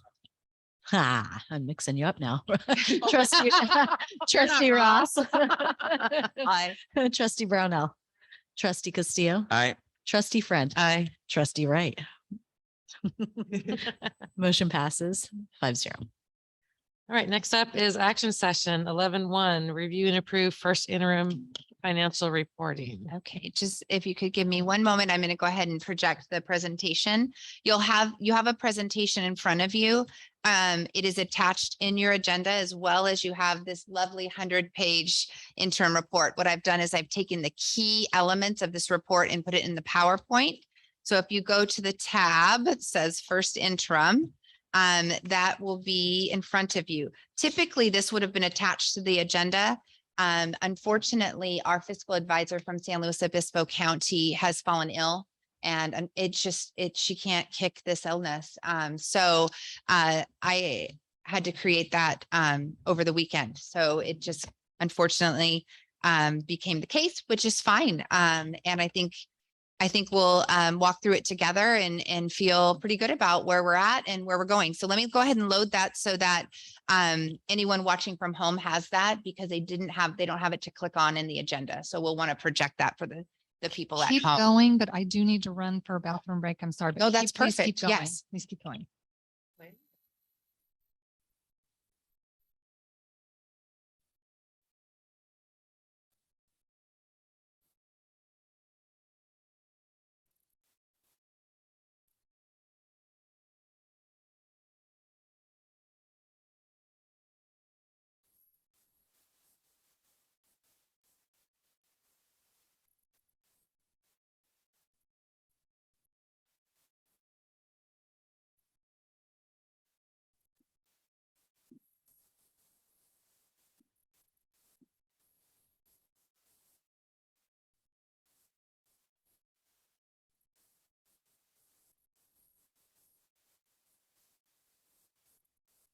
Thank you, Liz. Way better. Okay, so you do have this in front of you, and then I'll be talking through this presentation. And then if there's any additional, quite in-depth questions, of course, I can always get back to this, the board. But I feel very comfortable with the information we have forward. And this has been a really nice journey in learning all about our finances here in Cayucas. So this is the first interim. This report will cover a few things, which is the first interim report. I will give you an overview of what that looks like and where it places within that reporting calendar. So that means like, where does this fit in our cycle of approving a budget?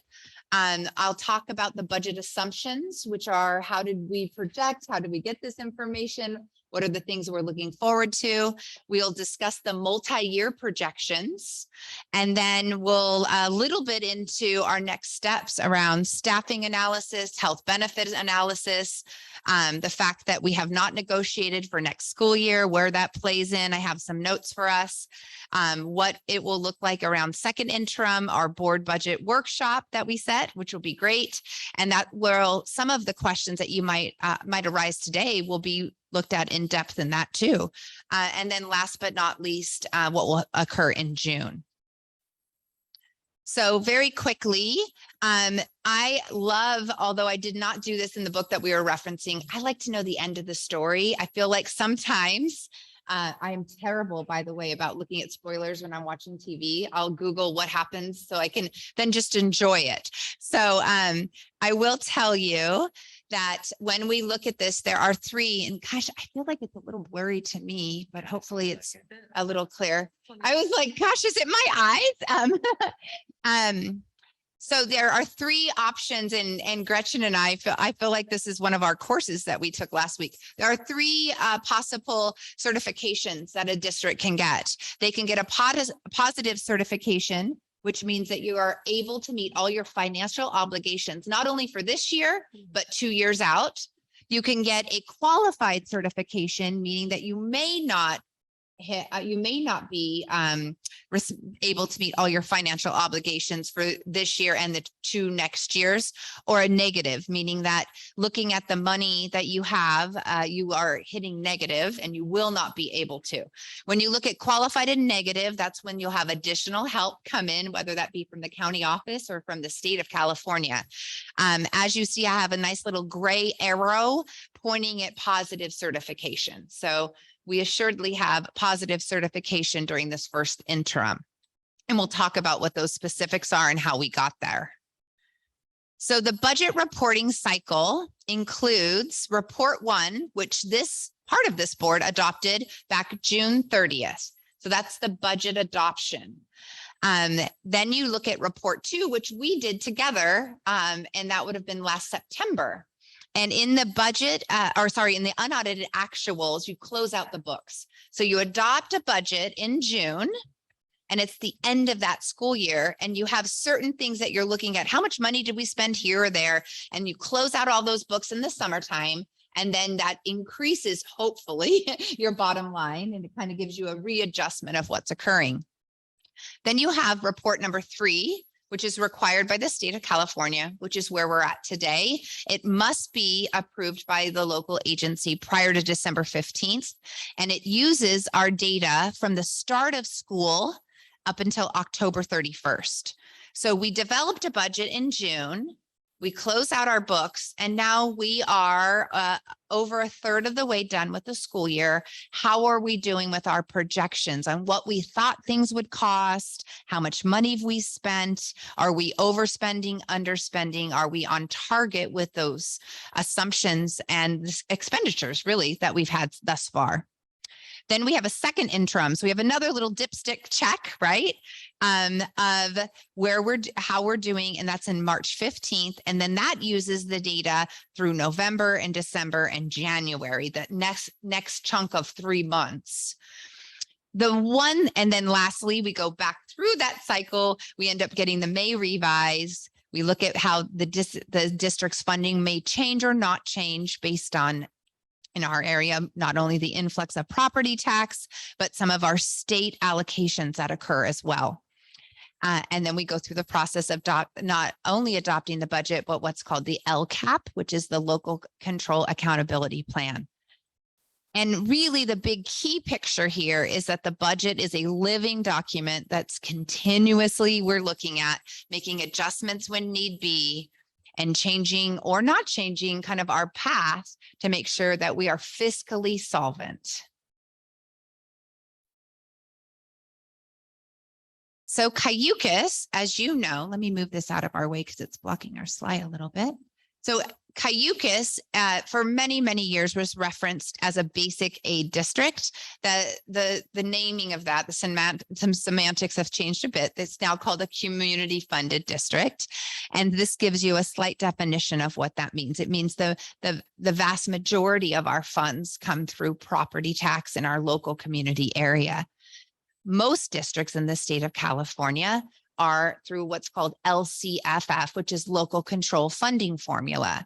So that's basically the state's allocation of funds based on the number of students that are here. It's also generated with the buckets of money that come in. But you'll see here on this graph, and this graph, all the graphs that I show you are also located in that nicely bound 100 pages of the first interim. So I'm taking all of this from there and really just highlighting the key parts of it because there's lots of charts within there. So you'll see here that it's a benefit to our district and our kids and our parents to continue at this point as a property tax or what's called a community funded school versus the LCFF. That's a really important question because there's been a flood of funds that have come in, right, through the state or federal government. And we wonder about, gosh, do we get those funds? Why haven't we seen the same amount of funds? Or we start to see these really, really high COLAs that are coming in, but they don't impact our bottom line the same way it would impact an LCFF district. But you'll see here that for the long term of for the school, it is staying as the appropriate way to fund. Now, The last line in here is that you'll also see that we do get some state funds. So don't think that we don't get any. We do get a minimum state guarantee of roughly 133,000 and what's called $35,000, almost 36, and what's called EPA. And I know we all get frustrated with acronyms, so I've defined that below here. If I can move this, there we go, which is the Education Protection Account, which is a component of funding. It's a small portion here because it's based on our ADA. One thing I thought would be important, and I know it was for me because I am new here, is kind of a history of our property tax. So I have, for the last few years, what we see is trends within our property tax in this area. And you'll see that the local tax authority and adjuster has just recently indicated that they have our property tax over this last year increasing greater than what we had. And so the fiscal advisor did incorporate that in. It's important for us to be to note those things, I will say, because at times we get information like that, and in less transparent ways, you don't make adjustments. And then at that end of the year, you get this big influx like, oh, we have $500,000 more than we thought, even though we had reports of that indication of being greater. Because remember, school districts aren't here to make money. We're here to have the best education possible for our students and services. And the kids in the seats now are what the funds should be spent on in a fiscally, obviously conservative way so that we have long-term health. But really, it's not about just hoarding within monies or hiding money. And that's where people sometimes get conflicted within the community. Like, you had these indicators, why didn't you make the adjustments? You have first interim to make adjustments. You have second interim to make adjustments. But if you wait till the end of the year, then the kids have moved forward and you haven't utilized that money. So you'll see these change of course that happen occasionally.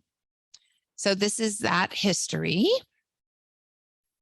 Okay, then the big thing around first interim is revenues and expenditures, much like our own personal bank accounts, right? How much do we make and how much do we spend?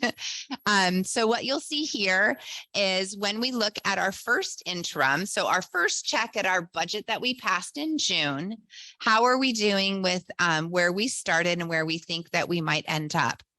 So you'll see that currently, when you look at the 22-23 first interim, you have two really big buckets of money that come into Cayucos schools, all schools really, and that's unrestricted and restricted funds. Unrestricted funds are general funds that can be utilized, still not for everything. They're not like I can go buy, a car for an employee because I think they're wonderful, right? That's not what we're saying. But unrestricted means that they're not earmarked for a certain group of students who might have higher needs or necessitate additional services. So unrestricted dollars can be determined at a local level on how we would like to spend those. Restricted dollars have descriptors around how you're supposed to utilize that money. A vast majority of these funds, like in any school district, are spent on people, right? And when you think about the journey of your own children who go to school, we know that people make all the difference. And that can be your certificated, classified, or administrative staff. You'll see here that when you look at the overall funds, I believe right here, it's 75% of unrestricted funds. That general fund money is spent on salaries. And when I say salaries, it also includes the health benefits or the cost of employing somebody. The overall budget, though, you're going to see this past or currently where we're at, it's 81, because a high percentage of restricted monies, like for example, your Title I or your LCAP funds, are spent on people like your intervention teacher or your English language development sections that we explicitly have for students who are still learning to be fluent in English. So you're going to see restricted dollars actually increase that percentage up to 81%. A typical district is at 85. And we heard, which Carrie and I, we were next to each other in a session when they said 85 to 90. And we both were like, 90? I've never heard that. But it's typically 85%. but we're looking at ours is roughly 81%. This is just the unrestricted percentage you see here. So the important line you're going to see here at your first interim is 4 million and 4.9, because let's talk expenditures, right? So we know that that's the money coming in and where we're at. Then when we look at expenditures, now, if you board members, if you have a packet in front of you, at the end of this presentation, there's this chart. That's all one page. That's useful too if this slide is, if this slide is too small.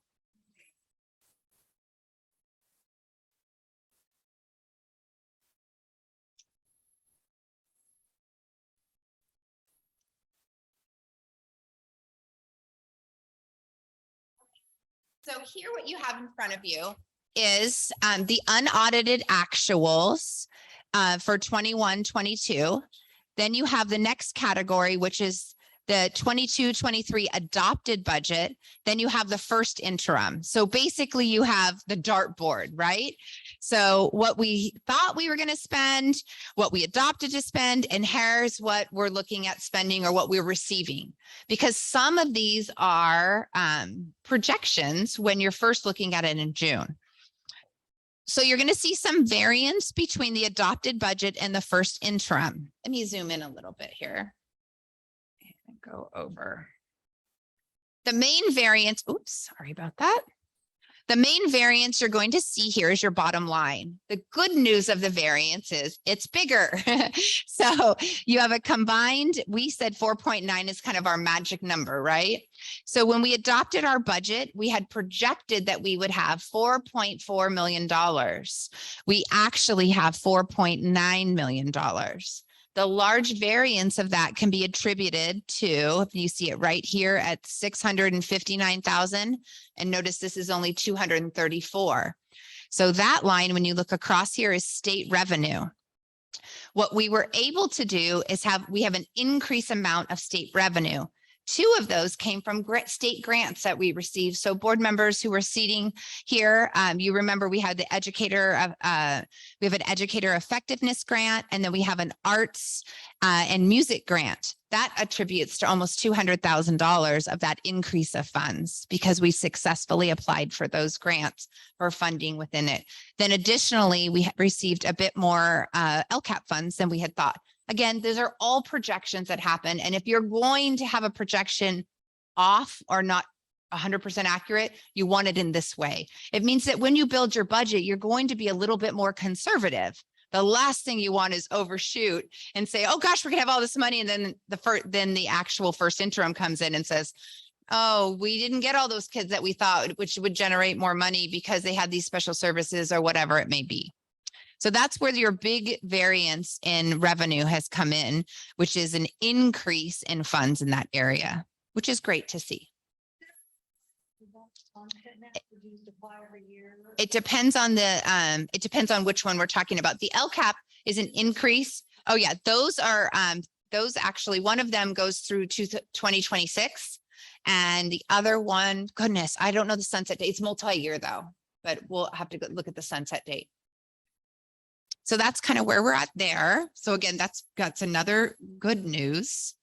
So let's look at what this does for our multi-year projections. So anytime we're doing a budgetary presentation for schools, you're going to look at this year and the next 2 years. The good news of this is that when you look at this year and the next 2 years, we meet the district board policy of 15% reserve. In fact, this year, right now at the first interim, we're sitting at 23%. Next year, you'll see that go up in the 23-24 year to 27%. And then the last year at 24-25%. Oh, sorry, 24-25 at 30%.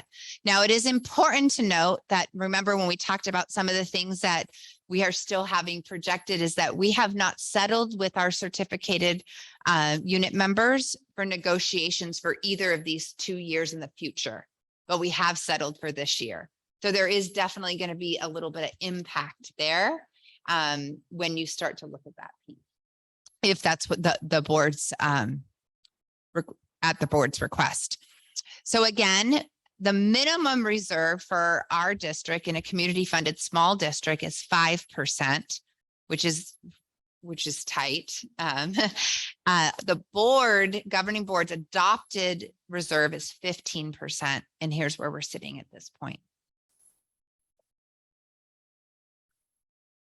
Some of that money, right now, I mean, obviously 23% is a lot more than 15. Isn't that still some of the one-time money for COVID, the ESSAs and all that stuff? So you do have accounted for some of the COVID monies. What we were able to do this year, though, is that there were multiple positions last year that were funded out of COVID money. We shifted those back into general fund. Because they eat. Anything that eats or breathes, we don't want one-time money. And although you could do it with the influx of funds, you always have to have an exit plan unless you plan not to employ those people. No, I know that, Yeah. but I was just wondering if that elevated number was due to some of the one-time money that we have. Yes, it does elevate it. Yes, Okay. it does elevate it. And it particularly, in a deeper dive would definitely have impact if anyone is still funded under that, which one-time monies don't fund currently any of our employees. Oh, and they shouldn't. Yeah. I get that. Yeah. The next page is the multi-year budget. And so this is the one I showed you that has its own page because it's really small when it's projected here. It's also on the agenda for anyone at home. It has a separate attachment so you can see it and zoom in if you'd like. And on this multi-year budget, this is where you start to see some of those expenditures. And then really this is where, sorry, let me zoom in here. You see importantly here. So on this line, all the way down here, this is where your reserve line is. So what the fiscal agent from SLO was able to do is she set this amount based on the 15% reserve. And that's where she's pulled out those funds. Then you'll see this very bottom line where you see 261 or in our current year, right? Actually at 395, that's unassigned monies for the year. That's what's increasing the reserve over that 15%. So sometimes what happens is that like for example, that almost 400,000 people will assign to different areas because then it's not just like, oh gosh, we're going into negotiations and there's this huge chunk of money. But what we need to do as a board and as leaders is really look at what are our goals, right?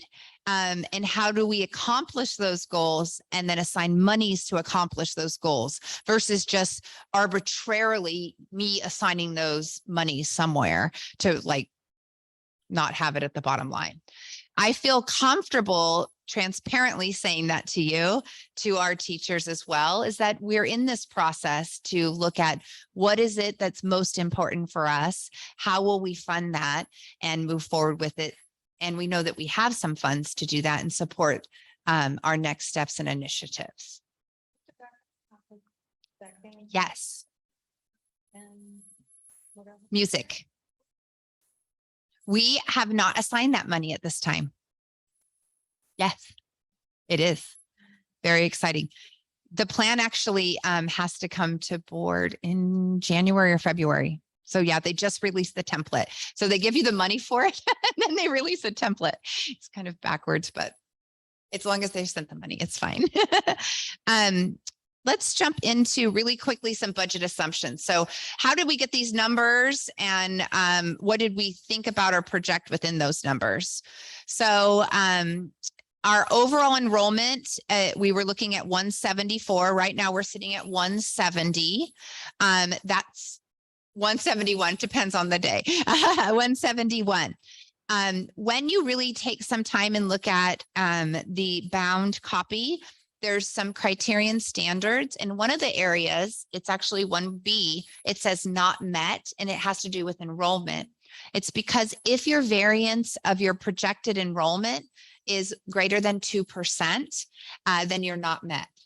So we projected at 175, and at the time we processed this information, we had lost 4 kids from that projection which actually ended up being 2.3%.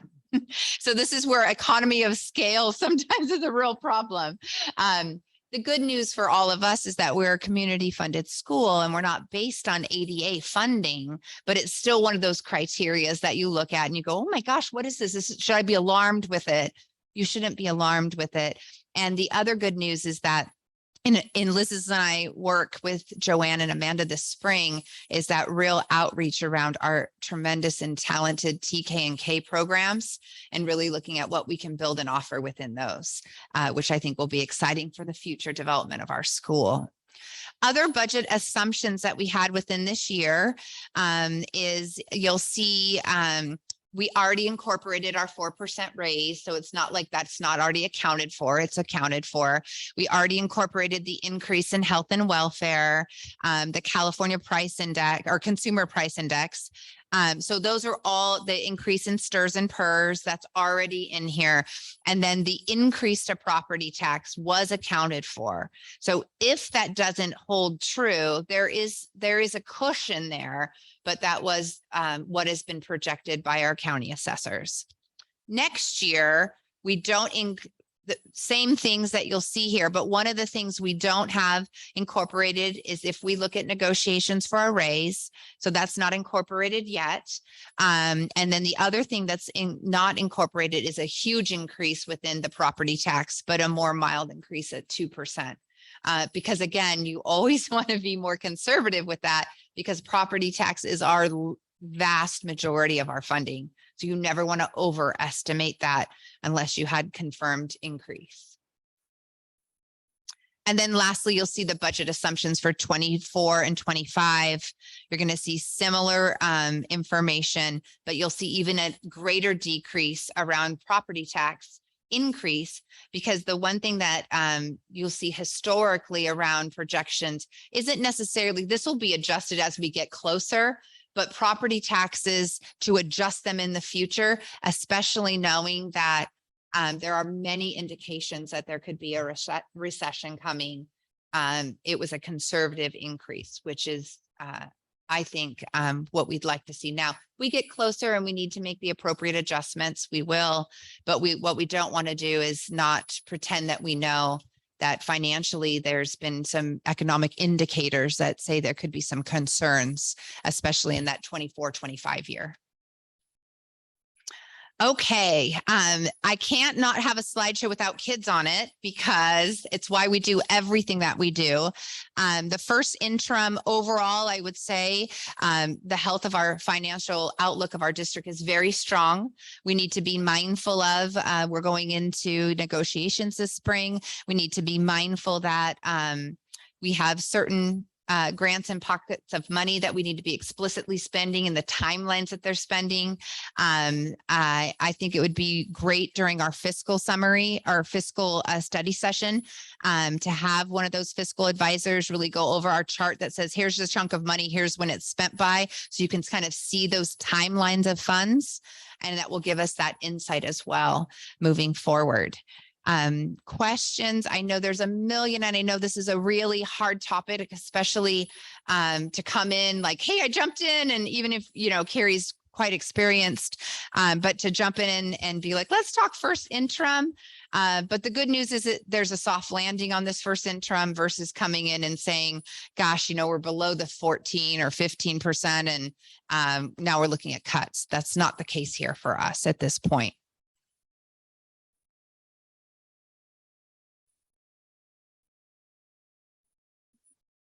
No, that was great. It was a great presentation. Oh, good. Thank you.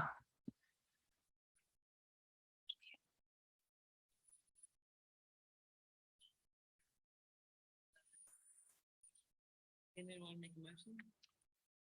You can. I make a motion that we approve the first interim financial reporting for 22-23. 21, 22. No, I read it. It said 20. Oh, it says. You're right. There's Wait a minute. typo. So it's. This is, No, you're, it's a typo there. there's a typo. You're right. Okay, so I'll read. Sorry. I make a motion to approve the first interim financial reporting for 22-23. I'll second. I got it. Sorry. This one's right. No, I was Jump reading, below. we were reading, right? You seconded it? I second, yes. Any discussion? Trustee Brownell, trustee Castillo, I, trustee Friend, Aye. trustee Wright, and trustee Ross. Aye. Thank you. Motion passes 5-0. All right, next up is 11.2, review, approve resolution 2022-08 annual developer fee report and 5-year findings. So staff has prepared the annual developer fee report. This is 21-22, so this is correct. So this is kind of, it's the postmortem report that happens every December that looks at how developer fees have been spent the previous year. And then more importantly, the previous year, and then more importantly, how you are, more importantly, the 5-year annual, the study. So the first thing you have is the annual report. A couple key things to note in this is that currently our developer fees are at $3.36 per square foot for residential development and 54 cents per for commercial development. The state maximum is at $4.79 for residential and 78 cents for commercial or industrial development. So we are not at the state maximum. We are at a set rate that was increased in 2014. So we haven't increased any fees since then. So this is just for K through 8. Uh, Or is it a 65-35 split? Oh, in I the- haven't gotten to that yet. Sorry, I Oh. thought I was going to say, I was, Different thoughts right there. yeah, I was going to say, interesting enough, actually, I do believe community colleges can do developer fees as well. But this particularly, those are just the baseline rates. So now leading into, which is actually 2 sentences down, leading into that is that we currently, because when this agreement was done back, and it looks like 2018, we continued an MOU with Coast Unified because it was the vast majority of our student feeders. And so what happened there is that we committed to them having 25% of our developer fees because they were getting our 9 through 12 students and processing the developer fees. This was adjusted from years past, which was 65-35. And so there was an adjustment made due to some changes, probably the MOU that gave choice to Morro Bay. Now, I will tell you that in me diving, yes, yeah, any San Luis Coastal School. Thank you for that. Now, what I have found in diving through the numerous files that we have on developer fees is that this MOU, much like it had previously in 2014, has expired. So this spring, we will have to eventually renegotiate an MOU with Coast around these percentages because that MOU is expired. Now, it's much like a contract. For example, a teacher's contract, when it expires, it doesn't mean there's zero contract. Like, it just means that it's not a best practice to work under an expired agreement.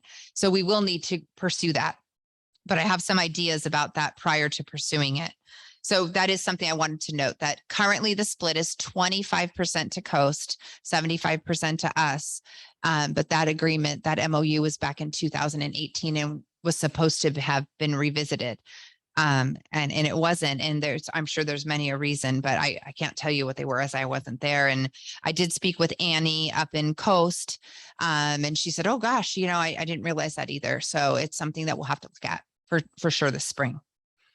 So the big gestalt of this annual report is that we've expended all but $106 of our developer fees. I think we're all aware of how we expended that, and that the board took action to utilize developer fees as well as general fund dollars and deferred maintenance to expand our school site capacity to add a room. Originally, I hear, and again, did not find documentation on this. I hear there was a lot of conversation about it being a music room. It shifted, and almost all the documentation I have seen talks about an intervention room, and that's what it's used for. So I hear that originally they might have said something about a music room. Pardon? No, it was music. Music is what, yeah.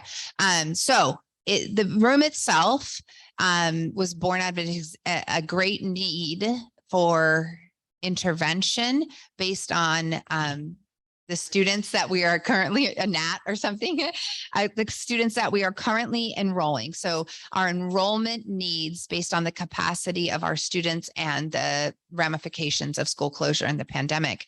And then additionally, what's happened is that now we have a split room for TK and special education. So there was this capacity issue in the expanding part of TK and intervention needs. So the room itself, half of it is reading intervention. The other half is speech intervention, and then counseling intervention and social emotional needs. And that's how it's been utilized. And then half of the special education room, we've shifted for TK purposes. So instead of utilizing a split room for intervention or something like that with special ed, we've had to put TK in that because we have 8 or 9, I always mess up, 8 wonderful TKers, which is great for our school. Let's talk about how those monies were spent. And then there was a resolution passed by the board. So what happened was the room itself or building it roughly cost $1.29 million. And I know that people think, oh my goodness, but when you look at prevailing wage and you look at DSA requirements and all the things that occur within a build in a school site, that's the cost of the room. I can tell you now it's closed. Actually, I'm turning in the last form with the help of Carl Adams, our DSA inspector, this week. Everything's solidified. The monies that were utilized is that you saw all of our developer fees that were in the fund expended, again, except for that random kind of $106. That's just when she finished, finalizing the books and interest or whatever it may be. There's $106 left. You saw $500,000 coming out of Fund 1, which is your general fund, and $100,000 coming out of your deferred maintenance, and then $319,993, which is out of your developer fees. Then there was a resolution passed by the board that stated that in the future, all developer fees would be utilized to pay back the general fund.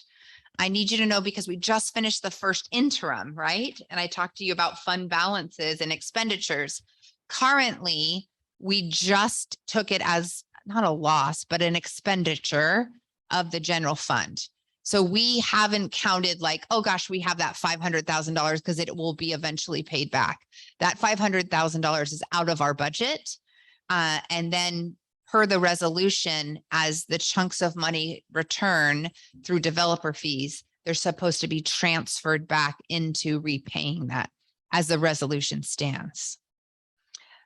In estimation of our current developer fees, we have an average over the last 5 to 7 years of approximately $40,000, although last year was a down year and it was in the high 20s.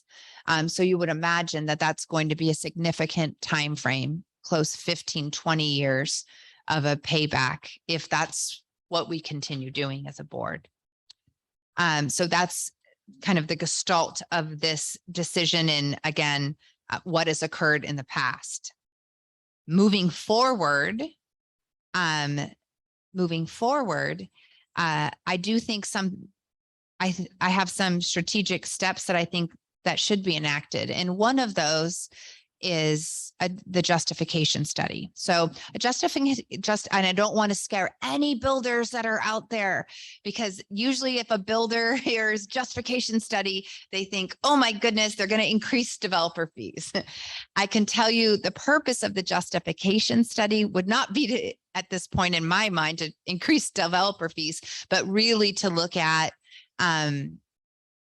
the reasonable acceptance of developer fees ongoing, the impact if the district decided not to take developer fees in the future, and what steps would need to take place. And then lastly, the third prong would be the ratios of the Coast Union MOU.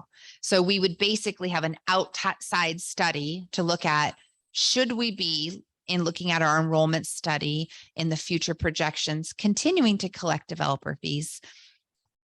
If we decide to continue to conduct developer fees, what rate should it be conducted at, right? Or collected at, excuse me. And then what percentage should be divided? And that information will come back to the board for the board to make decisions on it. Now, I will tell you, if the board has any indication, or if staff is making any recommendation of increasing, there's a whole process we would go through, which is numerous public notices and all of that communication. But really, more importantly, is the impact long-term of, do we have a need to continue to collect developer fees in our community based on the heart of what developer fees are supposed to be for? And if not, then we'd have to look at having a new resolution, because we wouldn't be paying back that 500,000. So we want to be very clear and transparent about that. But I think we need a greater outside information and study for us to make that kind of long-term, because it's a $500,000 decision and possibly ongoing $40,000 for us to look at.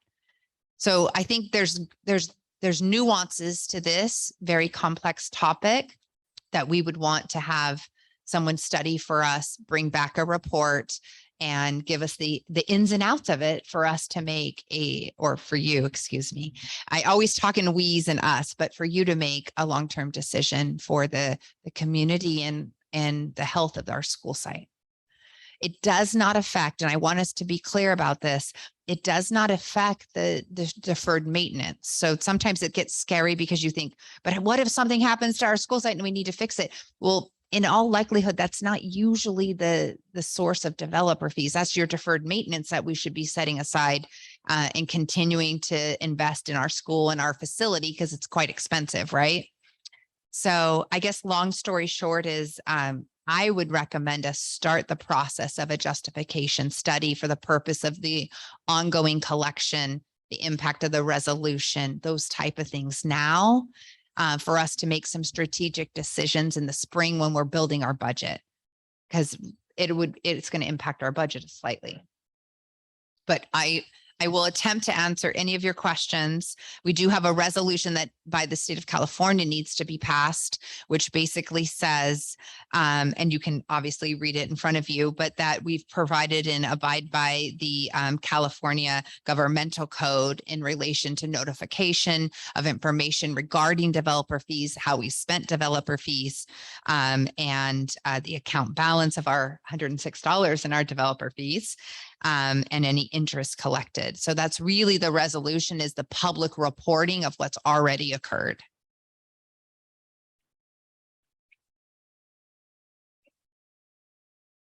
Motion before we can ask you questions on here.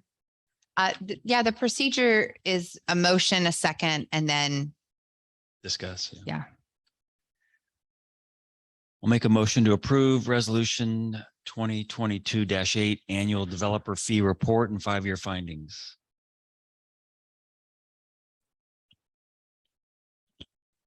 Any discussion? I don't understand this table.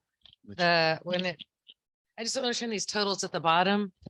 When it says the 5-year fiscal recap, if you look at the beginning fund balance, that first column, the total is 45,000 and change. How did you even get that? Because if you add up all those up, it's like $1.3 billion. Because it was spent. So, okay, yeah, So great. those totals, I just don't. Wonderful question. I said the same thing when I first saw it. Help me understand this. So this looks like when I first looked at it, I was reading it like multi-year projections, but we read the across. So if you start at 2017, 18, you'll see a beginning fund balance of 210. Then we had increased revenue in interest. So we added $36,000 roughly. 33. Well, and then the interest. Oh, for I three. see. I got it. I And so see. we had an ending fund balance of 247,000. That carries over into 18-19, and you'll see it Oh, I all the see. way It's like across. keeps going. Yes. Oh, I get it. That's how I had the aha. Then you'll notice anything that's in parentheses in school accounting It's a is minus. negative. Right. So you'll see that big negative expense, which was the transfer to pay for the the room, the intervention room. Right. And that's where the monies come in. Thank you for that question though, because I thought the It's going same thing. across, not So what Yeah. are the totals at the bottom? So the totals at the bottom, The 660, or 616,000, what are those? so that is a collective, so the totals at the bottom, well, I can tell you the total at the very far right is the actual ending fund balance that we have left. And But how'd you even get to that 45,558? yeah, I don't have the information on those. I don't think actually I do. If Kim was here, she was going to tell you, those were supposed to be whited out. So I apologize for that. Yeah, Yeah, that's confusing. yeah, those totals across the very bottom, the 45,616, the 34,000, those are not sums of those columns above them. So when she did the sum category, it's only the 106, which is the minusing of the fund balance, which is more of the diagonal. Yep, good catch. Good catch. Well, then the other question I have, and no one on this board, including Gretchen, will be surprised. I've had issues with developer fees when I was on the board before. I numerous times tried to get the former superintendent to answer my question, and he either kicks me out of a meeting, muted me, whatever, and would not answer. I have a strong trouble with this developer fee report because it keeps saying population growth resulting from development. You look at our projections, we've had a declining enrollment. And so in good conscience, I can't approve this because it keeps saying in growth resulting from development. We don't have growth from development, and that's on Exhibit B. And then farther on, it says, it just keeps going, like, and then Part B here, it says, students are generated by residential and commercial industrial development will be accommodated. Well, we don't have that. So in my opinion, and which I tried to get the former superintendent and this board to answer, I'm like, how does that count for developer fees? And so because we're not having, again, on the back page, the developer fees collected do not exceed the cost of accommodating students generated by development. We don't have that. So unless you guys can convince me otherwise, I'm not going to vote to approve this because I don't in good conscience believe that we are generating students from development. But this is just in the past. So I do agree, though, we need to look forward at a justification. And so, like Agreed. you said, Well, no, I'm sorry. yeah, but so, and is that something that you'll get going or that Yes. okay, yeah. Going forward, we have to, this is looking in the past. It's just a report on what happened. And I did ask that question, and really the language around two things is that prior to the pandemic, you did see a spike in enrollment. You got up to 190. And so there was a growth, there was an expansion of TK program, and then you have a pandemic that hits. And again, I'm not For that to go. I'm not justifying this. Right. Because I wasn't here. I wasn't in all the conversations, but in my research of all the things, trying to understand it, because that's what I'm trying to do. You have a slight increase. So you get up to 190 in enrollment. You have an expanded TK program, and then you have a pandemic that happens. And then in the pandemic, we had an explosion of intervention needs that occurred. So people that used to share rooms, we had a counselor here at increased time, and there was greater needs that were exacerbated. The students that were enrolled exacerbated the need to have additional space through their unique intervention needs and an expanded TK program. This, yeah. this process yeah. was started when I was still on the board, which was before the pandemic. To build the room? Yes. And I continually had questions while I was in the board and while I got off the board. I didn't deny the fact that we needed a new room, but my struggle was always, that's not a developer fees. It's not the way to go. And I've held that near and dear. And right now, unless again, I can be convinced, Right. I'm not voting to approve that. Because I don't believe in what it's saying with it getting generated students from development, because that's not happening. Why And I never saw, Mr. Smith could never answer my question if you could use it for other things. Now, if he did, I might vote for this because the developer fee reports are clear. It's to benefit kids or to mitigate the increased enrollment from development. And since I don't see that happening, I can't. I appreciate your comments and your conviction. Is there further discussion? So we'll call the question. Trustee Castillo, I, trustee Friend, No, trustee Wright, trustee Ross, trustee Brownell. Motion passes 4-1. yeah, We it's are. just a report in the past. I agree with justification. going I've forward. asked. Where are we? 12. What I don't see on here, and I don't think we can do it. Oh, wait, I lied. Never mind. Review of action items, tasking and calendar. Item 12.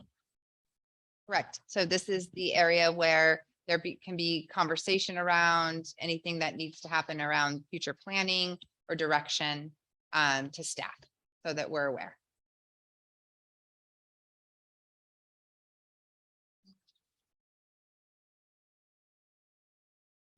I mean, we can Anybody? individually handle them too, so it's okay. But if there Okay. was something that we could bring it up at this point. Yeah.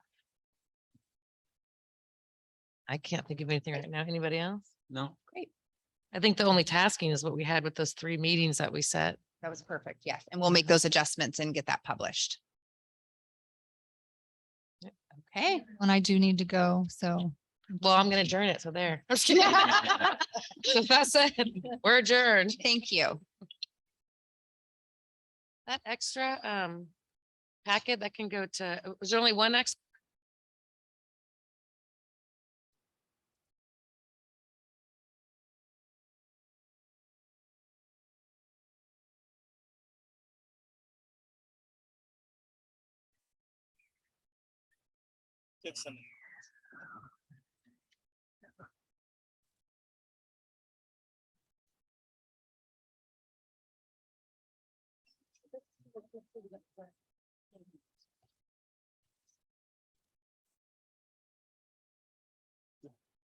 hey, and I wasn't saying you were counting wrong, just it was.